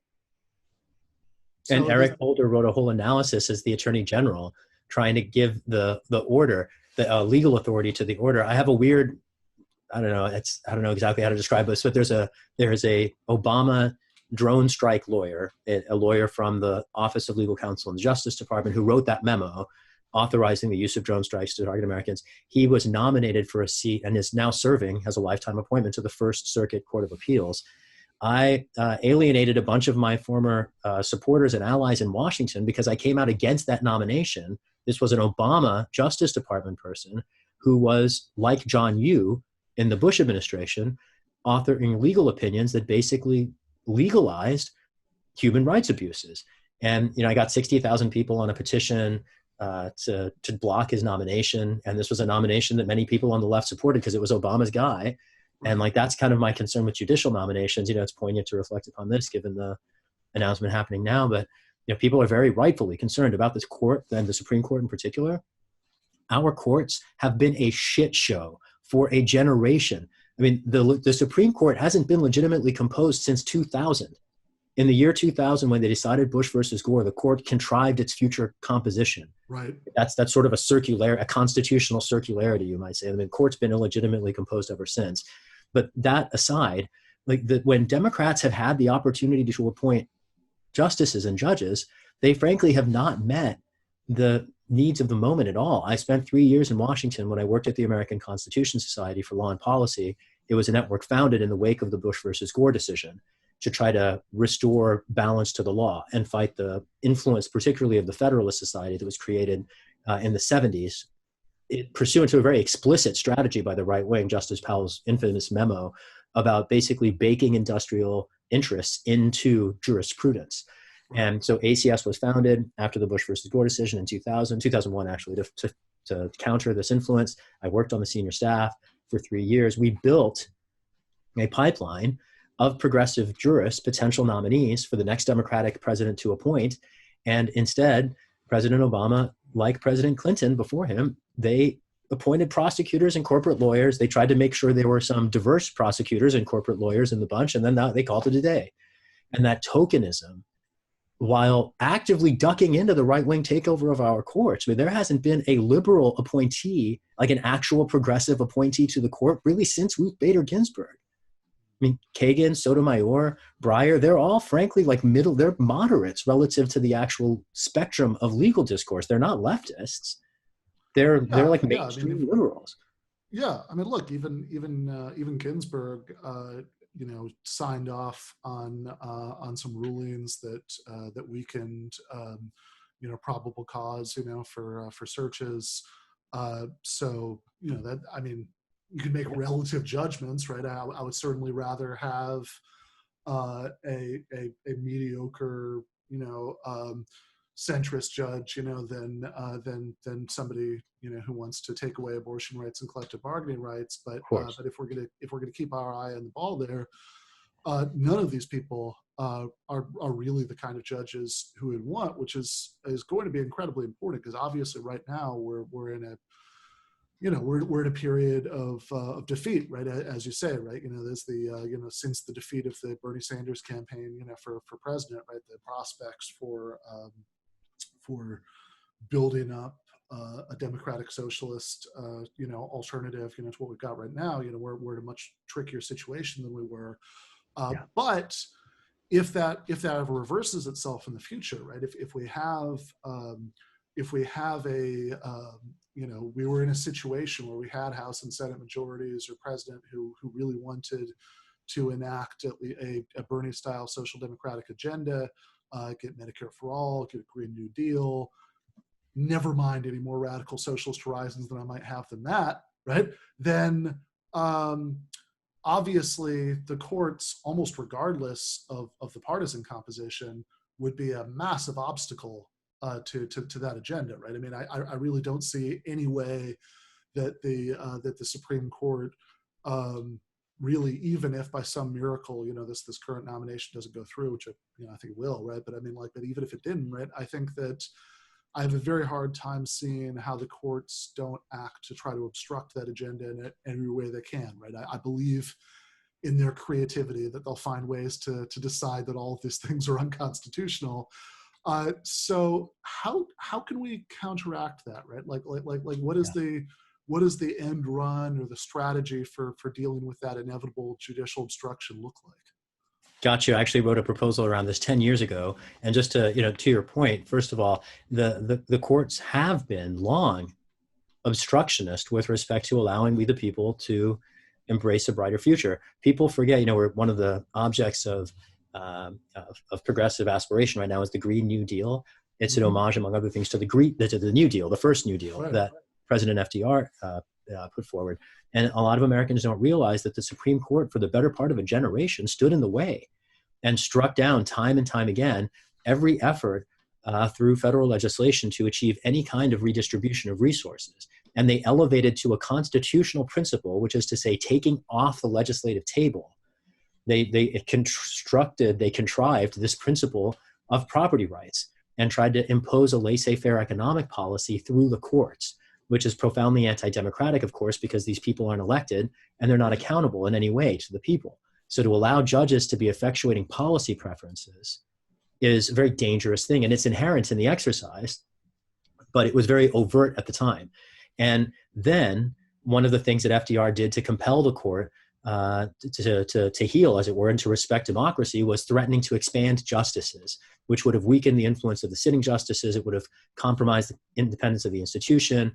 And there was, people might have heard the switch in time, that save the nine. It's a phrase that many people don't know where it came from. And it was a switch by one of the justices in the West Coast Parish Hotel case, 1937 maybe, that put an end to this era, the Lochner era, and then unleashed an era of progressive social legislation that achieved things like the 5-day work week, Social Security, workplace protections so that people could get compensated if they get injured on the job. Like basic worker rights came about as a result of this fight. Now today, a lot of people learning from the FDR era, and I think learning the wrong lessons, have proposed to expand the court. I don't think it's a bad idea to threaten to expand the court should the Senate proceed with confirming a third Trump nominee.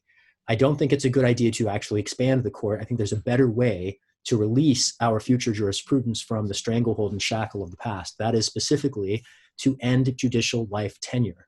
Ro Khanna has recently come out in support of this proposal. I'm very excited for that. Andrew Yang has also endorsed it. I wrote an article proposing it in 2010. The first person I'd seen discuss it was Jack Balkin at Yale Law School, and it makes a lot of sense. We want judges and justices to be insulated from political pressure. But we don't want them to impose a generation-spanning limit on the ability of the political branches to respond to the consensus at a policy level of we the people of the United States. And so one of the things we need to do is to ensure that the incentive to nominate younger justices so that they will then go on to exercise enormous influence over their lifetimes. You can see that strategy particularly at play in the most recent nominees. It was true of Clarence Thomas when they nominated him in 91. It's particularly true of Justice Roberts, Justice Gorsuch. I can't even say justice and the word Kavanaugh together without grimacing, But each of them reflect this playbook. And 18-year staggered terms would diminish that incentive. It would ensure that justices have plenty of time on the bench to develop institutional expertise. It would ensure predictability in the process of vacancies and confirmations and nominations, instead of it just being like a random, everybody drop everything and, run in all directions now for the next few weeks, which is what happens every time a vacancy happens. And they become these hyper-politicized footballs. None of that has to happen. It can be a very different process. And frankly, the idea of life tenure makes no damn sense anyway. This is a democracy. We have an anti-nobility clause in the Constitution, and we pretend that an entire branch should serve for life. I mean, it's preposterous. It flies in the face of every one of our norms. It would not take a constitutional amendment to effectuate that. We can do that through legislation. And the particular import, if we do stagger 18-year terms for Supreme Court justices, the very first thing that would happen is get Clarence Thomas off the bench. And that's something that I hope people concerned about the court's future responding to it with, I think, the ham-fisted, somewhat blunt instrument of adding justices. I hope they can appreciate the opportunity to guard the independence of the court by just cycling off some of the longer serving justices. Yeah. I mean, that's really good. That makes sense. I mean, I think we've got to start thinking about, whether that's your proposal, whatever it is, right? I mean, like, I think any left strategy for implementing these important reforms that doesn't include some sort of some way to block the current power of these lifetime justices to override progressive legislation, is just not, is not a serious strategy, right? You have to say something about that. I guess the last thing that I wanted to ask you about, I don't want to go deep into this because I think it's already been covered very well elsewhere. I think that, for example, if people watch the interview you did with Katie Halper and Matt Taibbi on Useful Idiots, it's very well covered there. It's a very deep dive into this, and it's I think any question you might have about this, right, is answered there, right? But there's but I'm sure that there's somebody who's watching or listening to this, who has heard, about the accusations that were made against you. And of course, unfortunately, the way these things often work is that the original accusation is very splashy. It gets a lot of attention. And the later debunking of the accusation is very quiet, right? Not a lot of people, like many fewer people are aware of the later refutation than of the initial accusation itself. So I think at this point that stuff has been fairly thoroughly refuted. I have again, I point people to that Useful Idiots interview or the one you do with Sam Cedar on the Majority Report for a shorter version of it.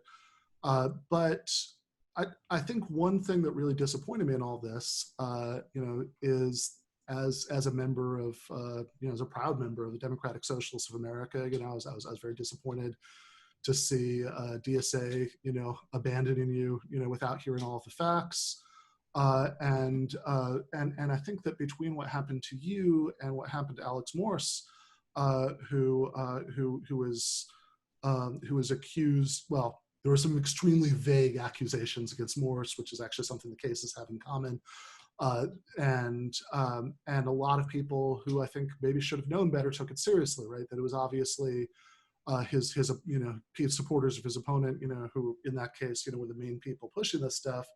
But lots of people on the left, just assumed, right, in their initial reactions that where there's smoke there must be fire, right? That if there's an accusation there must be guilt. And I guess my question for you about this would be, how can we as a movement get smarter about this stuff? Because it seems to me that if we just conflate accusation with guilt every time we run a candidate who endangers, an establishment figure, we're always going to be vulnerable to this, right? Like if what we're saying is we're always going to believe anything that anybody says about this, no matter what, and not seriously look into it, then why wouldn't our political opponents just constantly use that against us? So I guess I was just wondering in the last minutes we have together, if you could reflect a little bit on that situation and on what we might learn from these incidents. Thank you for raising it. I do take the issues at stake in the accusations towards me very seriously, while I do know that the accusations were all false. The Intercept actually just yesterday published a more extensive, effective correction of the hit piece that they published in July. And it exposes a great many things, including any number of places where the interests of my critics reveal themselves. And, it's presented in the press as women and workers, speaking out against a bad boss and all kinds of other things. They constructed half a dozen different smears against me. They claimed falsely that I had a pattern of inappropriate behavior with volunteers. I have there's no pattern, there's no incident, nothing beyond rumors that they themselves constructed. They claimed that I'd harassed someone that they then found, who then opened the door for them to bring their concerns about my campaign strategy into the press.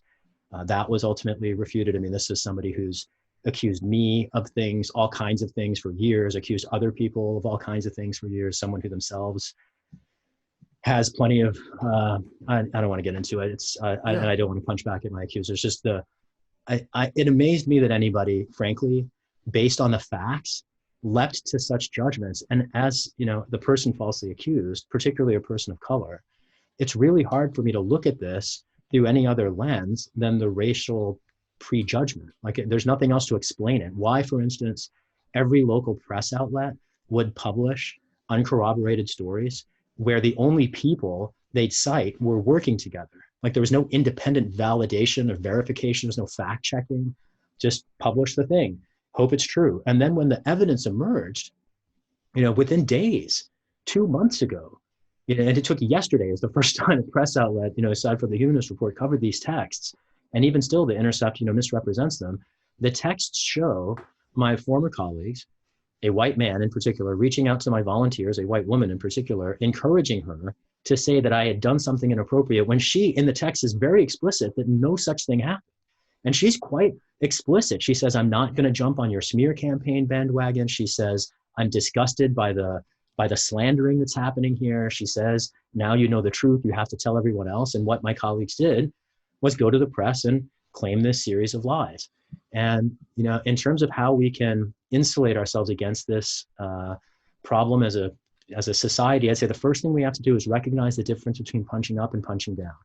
The Me Too movement, in my case, was used as a sword and a shield by my accusers. A sword to, presumptively cast guilt, and a shield to avoid and evade any questions about their own credibility. And the Me Too movement gained prominence by punching up. Powerful, wealthy, particularly white men were brought down who had long been predators. Attacking, anytime we construct lies about people, we can abandon any pretense of punching up. And when we're particularly punching down at an immigrant challenging the leading corporate Democrat in the House, and my former colleagues came from the political establishment here in San Francisco. So this was the establishment arraying itself to protect itself. And my critics have been rewarded by the local establishment, or in some cases the national establishment, for participating in this campaign, this effort. We should look at the difference between punching up and punching down. And I think we also should be committed to process.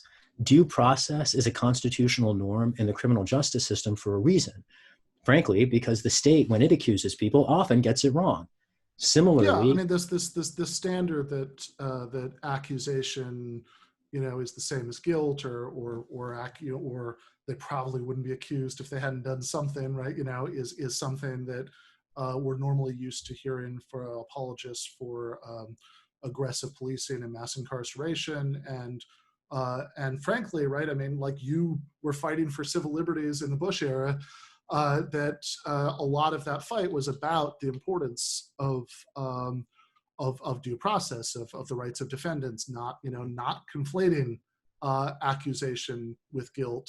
And so it seems like we really need to find a way to internalize that norm, or some version of it, right? I know it's a very different context than a court of law, but like there has to be some version of a norm for performing some kind of investigation.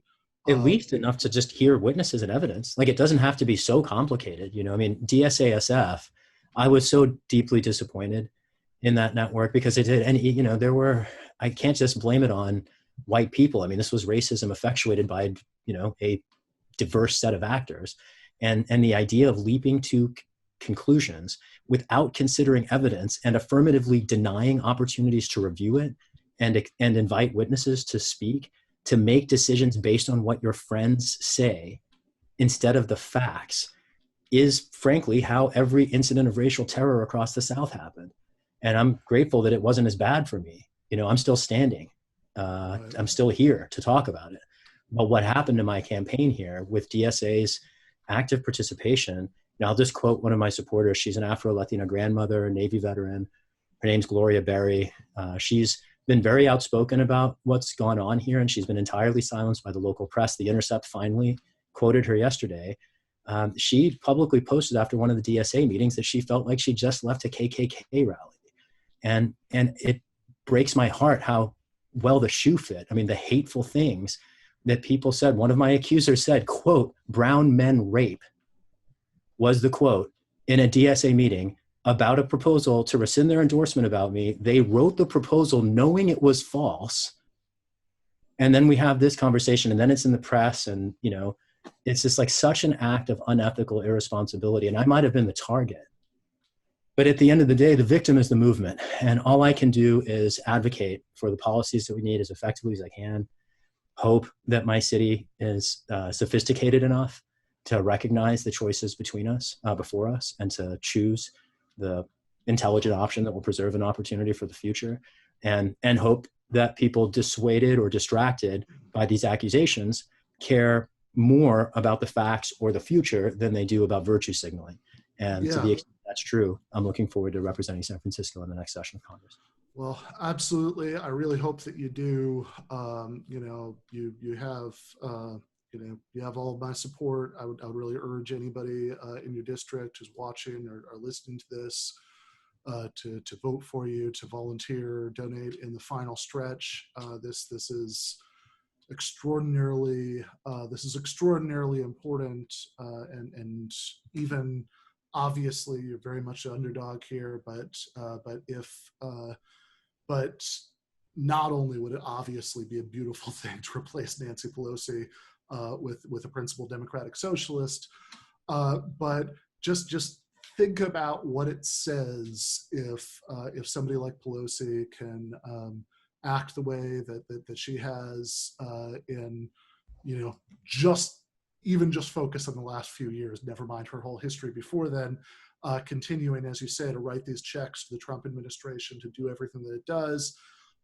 And if the people who should be the base for an opposition to that, right, aren't voting for an alternative, when presented with the chance because of California's electoral system, right, that really sends a message that we're fine with that. And so I hope that that's not sent. I hope that, well, obviously what I'd most hope for is that you win, but even if that doesn't happen, I hope that there is a big enough share of the vote to send like a really serious message of dissatisfaction. Shahid, thank you so much for coming on the show today. Glad to be with you. Thanks for having me on, Ben. All right, thanks. All right. I'm going to take a break for about 30 seconds and then bring on David Griscom for Outlaws and Revolutionaries.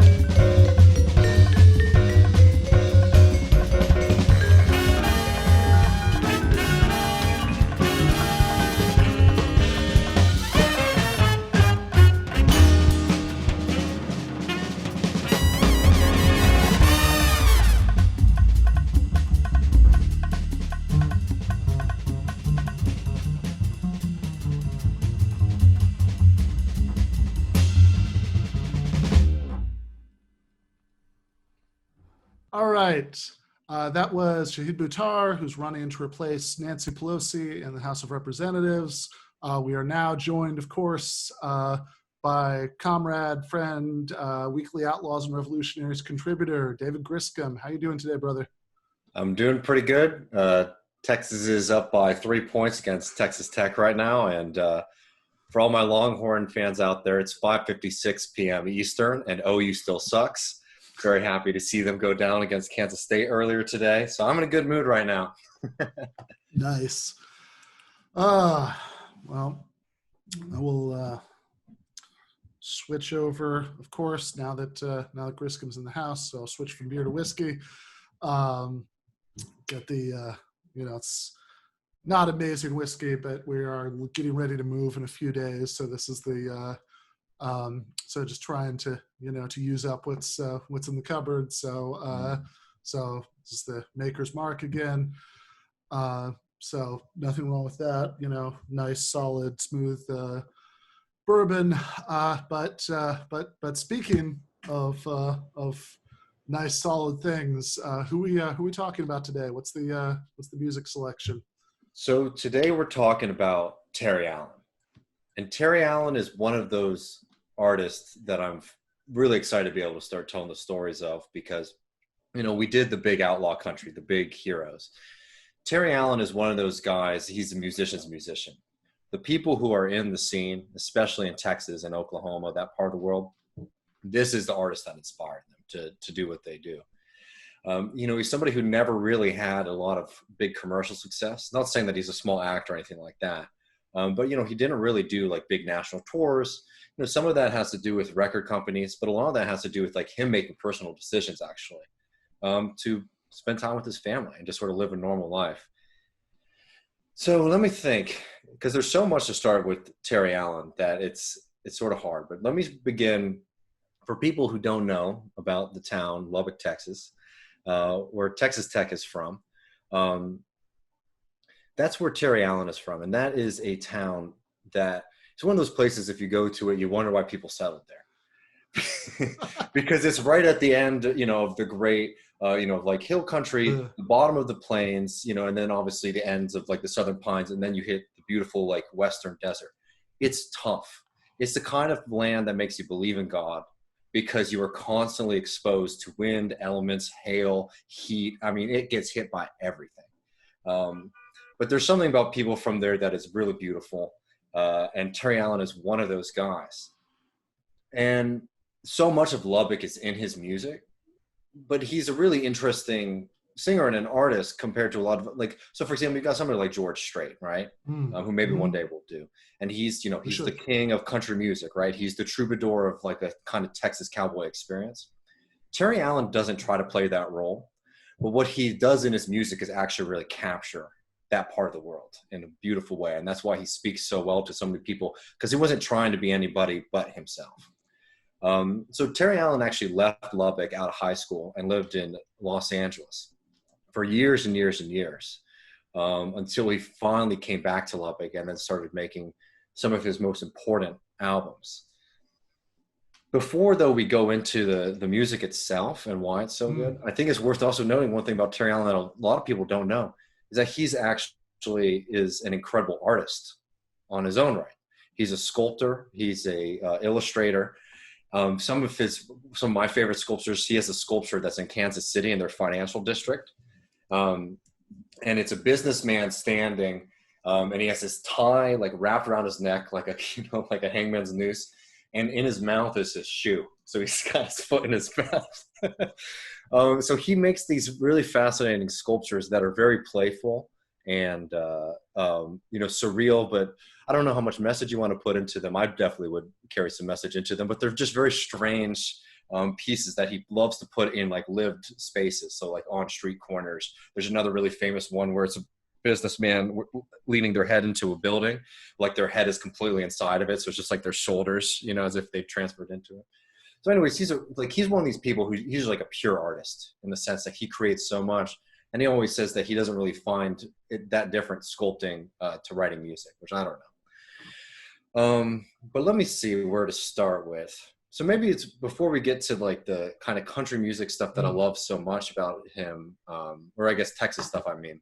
He has a great song that he wrote called There Ought to Be a Law Against Sunny California, that he wrote when he was moving back. All of his titles are just amazing. Oh, no, they're incredible. And like another thing just I should say to people, I mean, it's hard to, like, how can you talk about music without listening to it? This is just to give people taste, obviously. I think to listen to Terry Allen, he's very much an album artist. Like you need to listen to an album from start to finish. Juarez and Lubbock, for everything are two phenomenal places to start. But yeah, you know, he writes these amazing songs. So there's a great song called like Cortez Sail, which is in Juarez, which is an album that I have right here. And I actually just got recently, and it's an amazing record, not only musically, but it's filled with his art.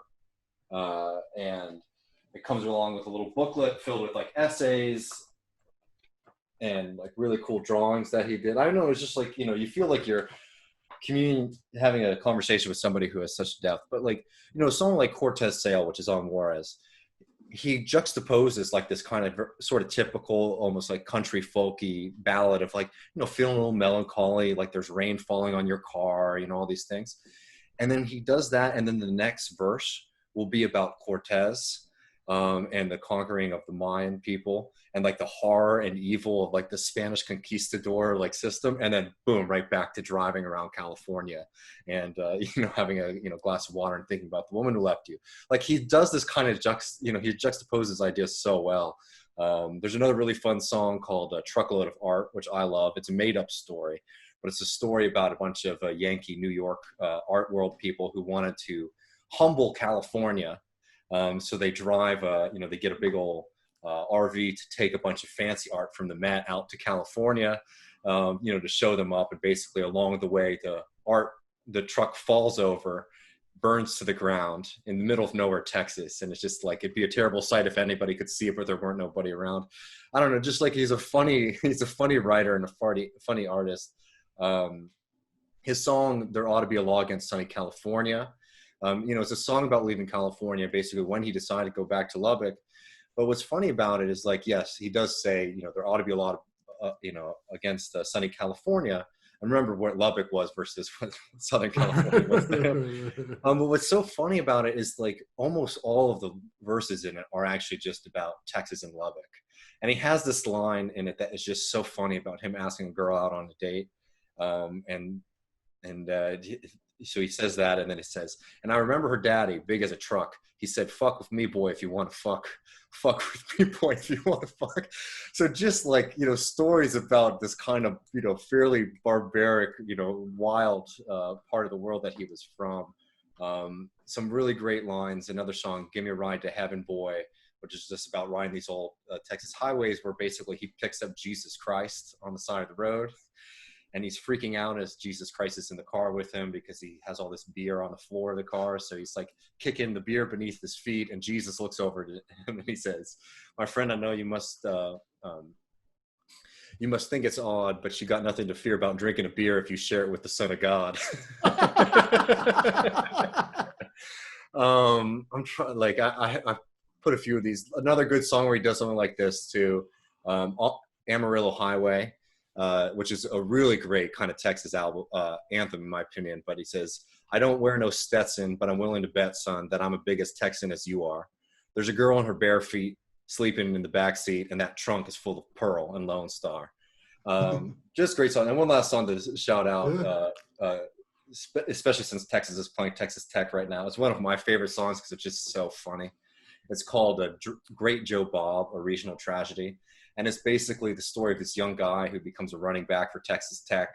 And as he's there, he gets, he falls in love with a woman and starts drinking too much, missing practice, and, slowly loses his scholarship. And then he becomes like a small-time robber and he ends up in the penitentiary. So it's like the great regional tragedy. The great Joe Bob went bad. So like the thing about him is he's just such a great artist. I think what he does is, I think great art, in my opinion, is bringing that like a rich internal voice that so many of us have and bringing that into the world to share with people. And Terry Allen very much was able to do that, and was able to do that in a way, I think, that especially to people from Lubbock or West Texas, places, that I'm not even particularly familiar with, I think was really a great way of doing that. And it was like building art, but also building art for people with a certain experience. Yeah. The Lubbock stuff, by the way, was just making me laugh because my good friend Mark Warren, who's actually quoted in my first book, was I went to Texas Tech, and so I think I'm looking forward to his reaction to this one way or the other. But in any case, wait, before there's one more thing I want to share, if that's okay. Yeah, please. Because it's just so good. Guy Clark, who somebody will do soon, one of my favorite Texas songwriters of all time. Him and Terry Allen are best friends, really close friends. And Terry Allen is still with us, but Guy Clark unfortunately just passed away just a few years ago. Anyways, they were really close friends, and they had a kind of, funny relationship. They basically make fun of each other all the time. And Guy Clark really said to, was saying to Terry, he's like, when I die, I'd like you to do something with your art with my ashes. And Terry Allen, supposedly told him, he says, all right, I know what I'll do. I'm going to make a big goat and I'm going to stuff your ashes up its ass.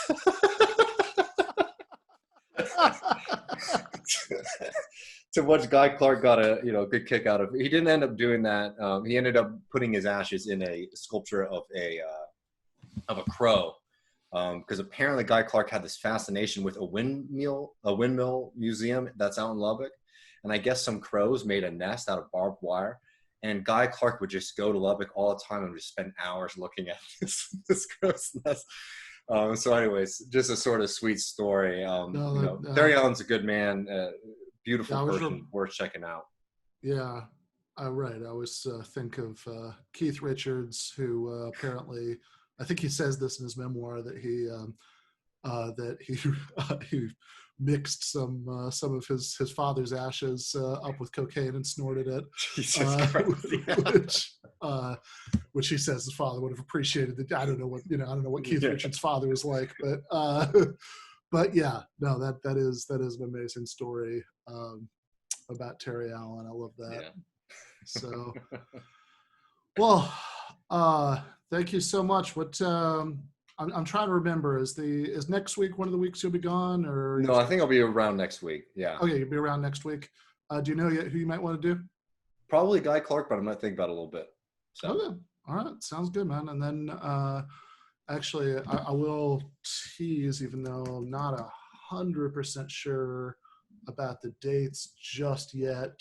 So this might change, but tentatively, we've got, we're going to have Matthew Sitman, who is, some people might know as the co-host of the Know Your Enemy podcast, and he's editor of Commonweal, and he wrote a essay in the great socialist magazine Dissent called E Pluribus Country, about his love of country music and the politics of it. So so it might be as early as 2 episodes from now that we might be talking to Matthew, and of course I'll bring you into to that interview. So so really looking forward to that.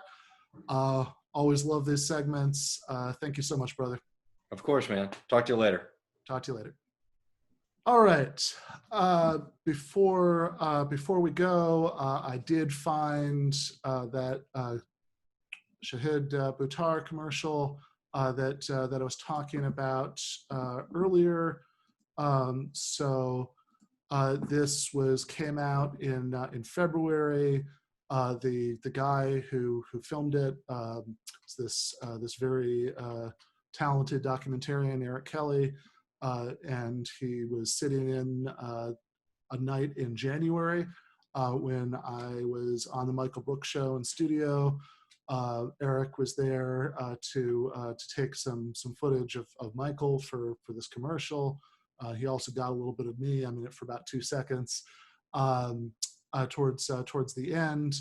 And since we did have Shahid on today, I just wanted to briefly share this commercial, which I think sums up a lot of what's going on with that campaign and a lot of what's at stake in that election. In 2020, House Speaker Nancy Pelosi faces a challenger of her own. Shahid Buttar announced his plans to unseat the California Congresswoman. He plans to challenge Pelosi. A constitutional attorney who works at the Electronic Frontier Foundation, a grassroots activist, an artist, and candidate challenging Nancy Pelosi in the Democratic primary, Shahid Buttar. Not only does he support Medicare for all, but he also wants to cut military spending. With the congressional candidate trying to end the way too long rule of corporate queen Nancy Pelosi. I'm not a big fan of Medicare for all. And she's not representing us. She's not. She's representing her interests. She needs to retire. She does. Hillary Clinton had won. I was ready to go home. She's out of touch with what's really happening. Shahid is authentic, and he cares about people.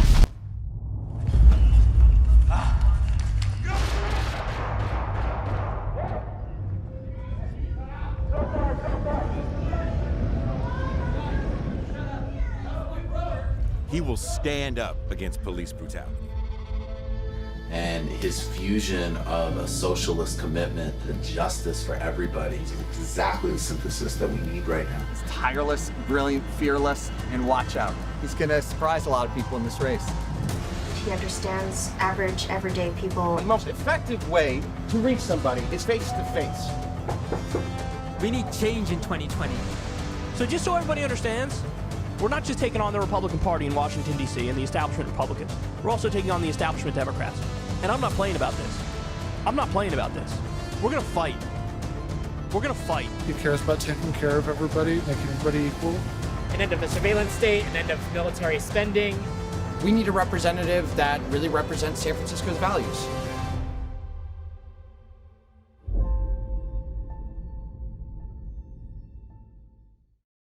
All right, so I want to take a couple of questions from the Q&A before I go.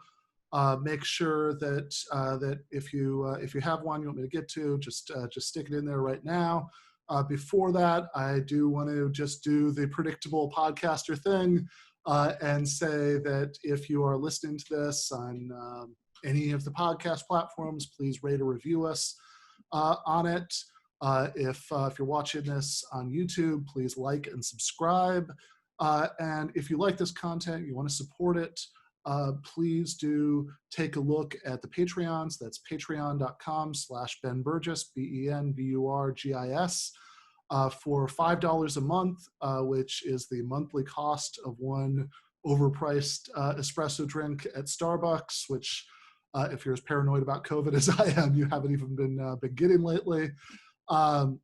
You get, it's a one-tier Patreon, and what you get for that is early access to every single episode of the show. The raw audio and video Zoom recordings go up on the Patreon right away, and then the nice edited version goes out into the world as a podcast Sunday night usually.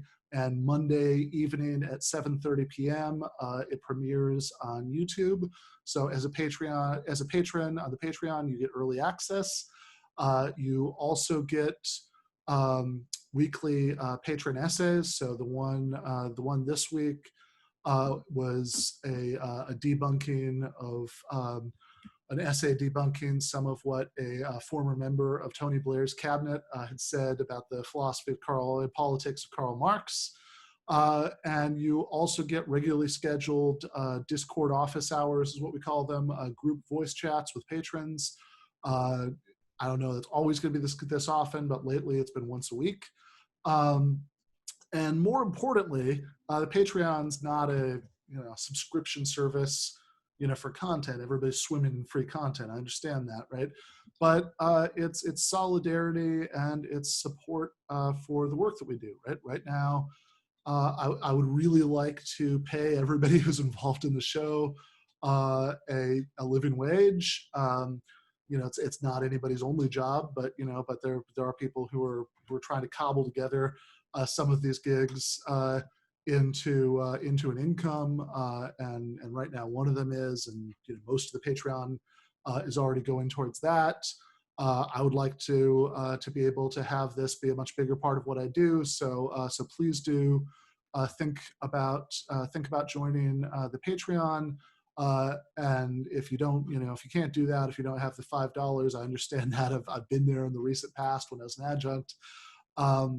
Where I would often cancel recurring monthly contributions, because money was just getting that tight at the end of the month. Please do like and subscribe on the YouTube channel. Please do rate and review us on every podcast platform. In the Q&A, Shona says, just finished watching Simon Scama's Romantics and Us. Missed out the point that Burns gifted his songs to the people of Scotland. So not only is it culturally important what it means to be Scottish, but also a sense of owning, not just belonging to that culture. Should culture belong to people rather than corporations? I obviously think yes. The one point I'd add is that I think all culture belongs to all people, right? I've never bought into the idea that culture should be seen as like the collective intellectual property of some particular group of people who are born into a particular race or ethnicity or nation or background.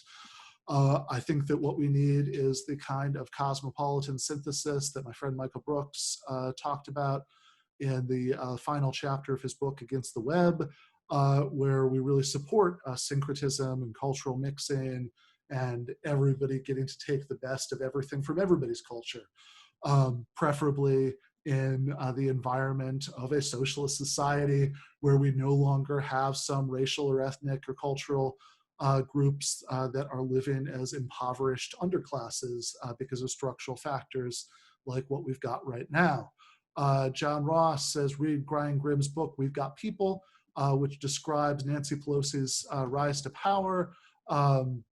Also points out her opposition, which I talked about with Shahid. I'm sorry, I've been supporting the man all year. I should be able to say his name correctly.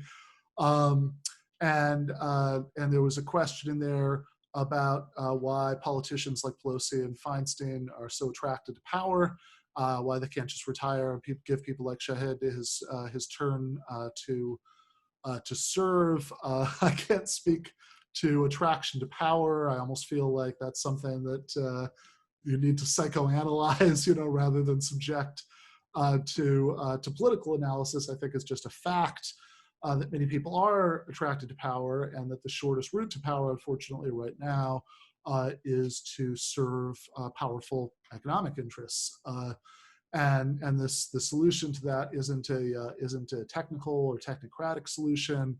The solution isn't even some reform like term limits. Bernie Sanders has been in Congress, one house or another for a very long time, and he is, doing what we want. And there are other people who just showed up who were serving corporate interests. I don't think that can be the solution either. I think what we need is to build a powerful movement from the bottom up that can exercise enough electoral muscle that when we elect politicians, they know that if they defect from our platform and start supporting corporate interests or even waffle in ways that are the most important to us, there can be electoral consequences. That it's one thing right now that, for example, Democratic Socialists of America, Justice Democrats, can play a certain role in electing some members of Congress. But right now, a group like DSA is just not powerful enough that it can exact serious consequences, that we can get to the point where we say, hey, right, sure, if one of these members of Congress, who comes out of the left does things that we don't like, I guess we could expel them from DSA for all the good that'll do. But what we really need to do is get to the point where we have a kind of grassroots working class organization that would have to be much bigger than something like DSA is right now, that would actually have enough organization at the base that it could make credible threats. Don't vote the way we want, and we're going to support a primary challenger against you next time. I think ultimately that is the only solution. And it's a long road from there, but to quote a much less classy musical source than either of the ones we're talking about today, right? Keith Richards or Terry Allen. I always think of the AC/DC lyric, right? It's a long way to the top if you want to rock and roll, right? It's a long way if you want to build a workers' movement that can actually take power and change society. But I think we do need to support even long shot candidates like Shahid in San Francisco. Somebody points out in the chat, I should be sure to give a shout out to his website, shahidforchange.us. Somebody says AC/DC is working class rock. I'll go with that. I always, yes, ain't no fun waiting around to be a millionaire. That's the song. I can't think about them without thinking about a good friend of mine who I don't know if he'd want to be mentioned or not, who is a philosophy professor now. I used to love seeing him sing karaoke in Miami, and he'd do some very intense AC/DC renditions. But in any case, today talked to Wosny Lambre, that's Big Woz from Woke Bros, which he used to co-host with our late brother Michael Brooks, and now continues to co-host with the other person who was co-hosting with Woz and Michael, who's a friend of the show, Nando Vila. So check them out. That's the Black Opinions Matter podcast feed is where you can find Woke Bros every week.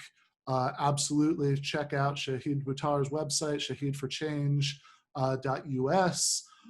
If you live in his district, vote for him and donate and volunteer in the final stretch.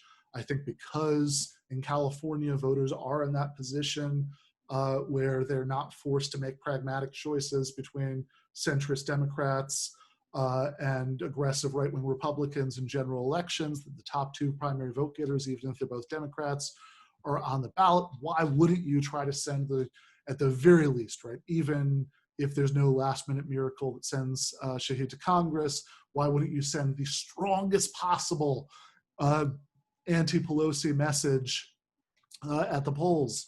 That is obviously something that should happen in November or in October as people are starting to vote. So please do that. Coming up next week, the guests are going to be Paul Prescott, who's going to talk to me about an article that he wrote for Jacobin, which, by the way, just turned 10 years old. I'm enormously proud to be a columnist for Jacobin. Honestly, I think just getting to be on the letterhead of that magazine is one of the things that makes me personally proudest, because I was reading it long before that. So I'm going to be talking to Paul Prescott about his article about Trump's National Labor Relations Board, and I am then going to be talking to a panel of three historians, or really two academic historians and one person who's writing a biography of Eugene V. Debs about what we can learn from Debs and the early history of American socialism. So that is going to be returning champion Harvey J. Kaye, also Daniel Bessner, who I'm sure people know from the Michael Brooks Show and Jacobin, and many other places. And finally, it's finally the other participant in that panel is going to be Sean Goody, I should say, who is an editor at Jacobin and is working on a biography of Debs. So I'm really looking forward to that. The week afterwards, I'm going to be talking to Crystal Ball about the election, and also having a debate with the libertarian Anthony Samaroff. Should be, and that dissent article about country music we're talking about, that conversation might be as soon as the week after that. So I'm really looking forward to all those conversations.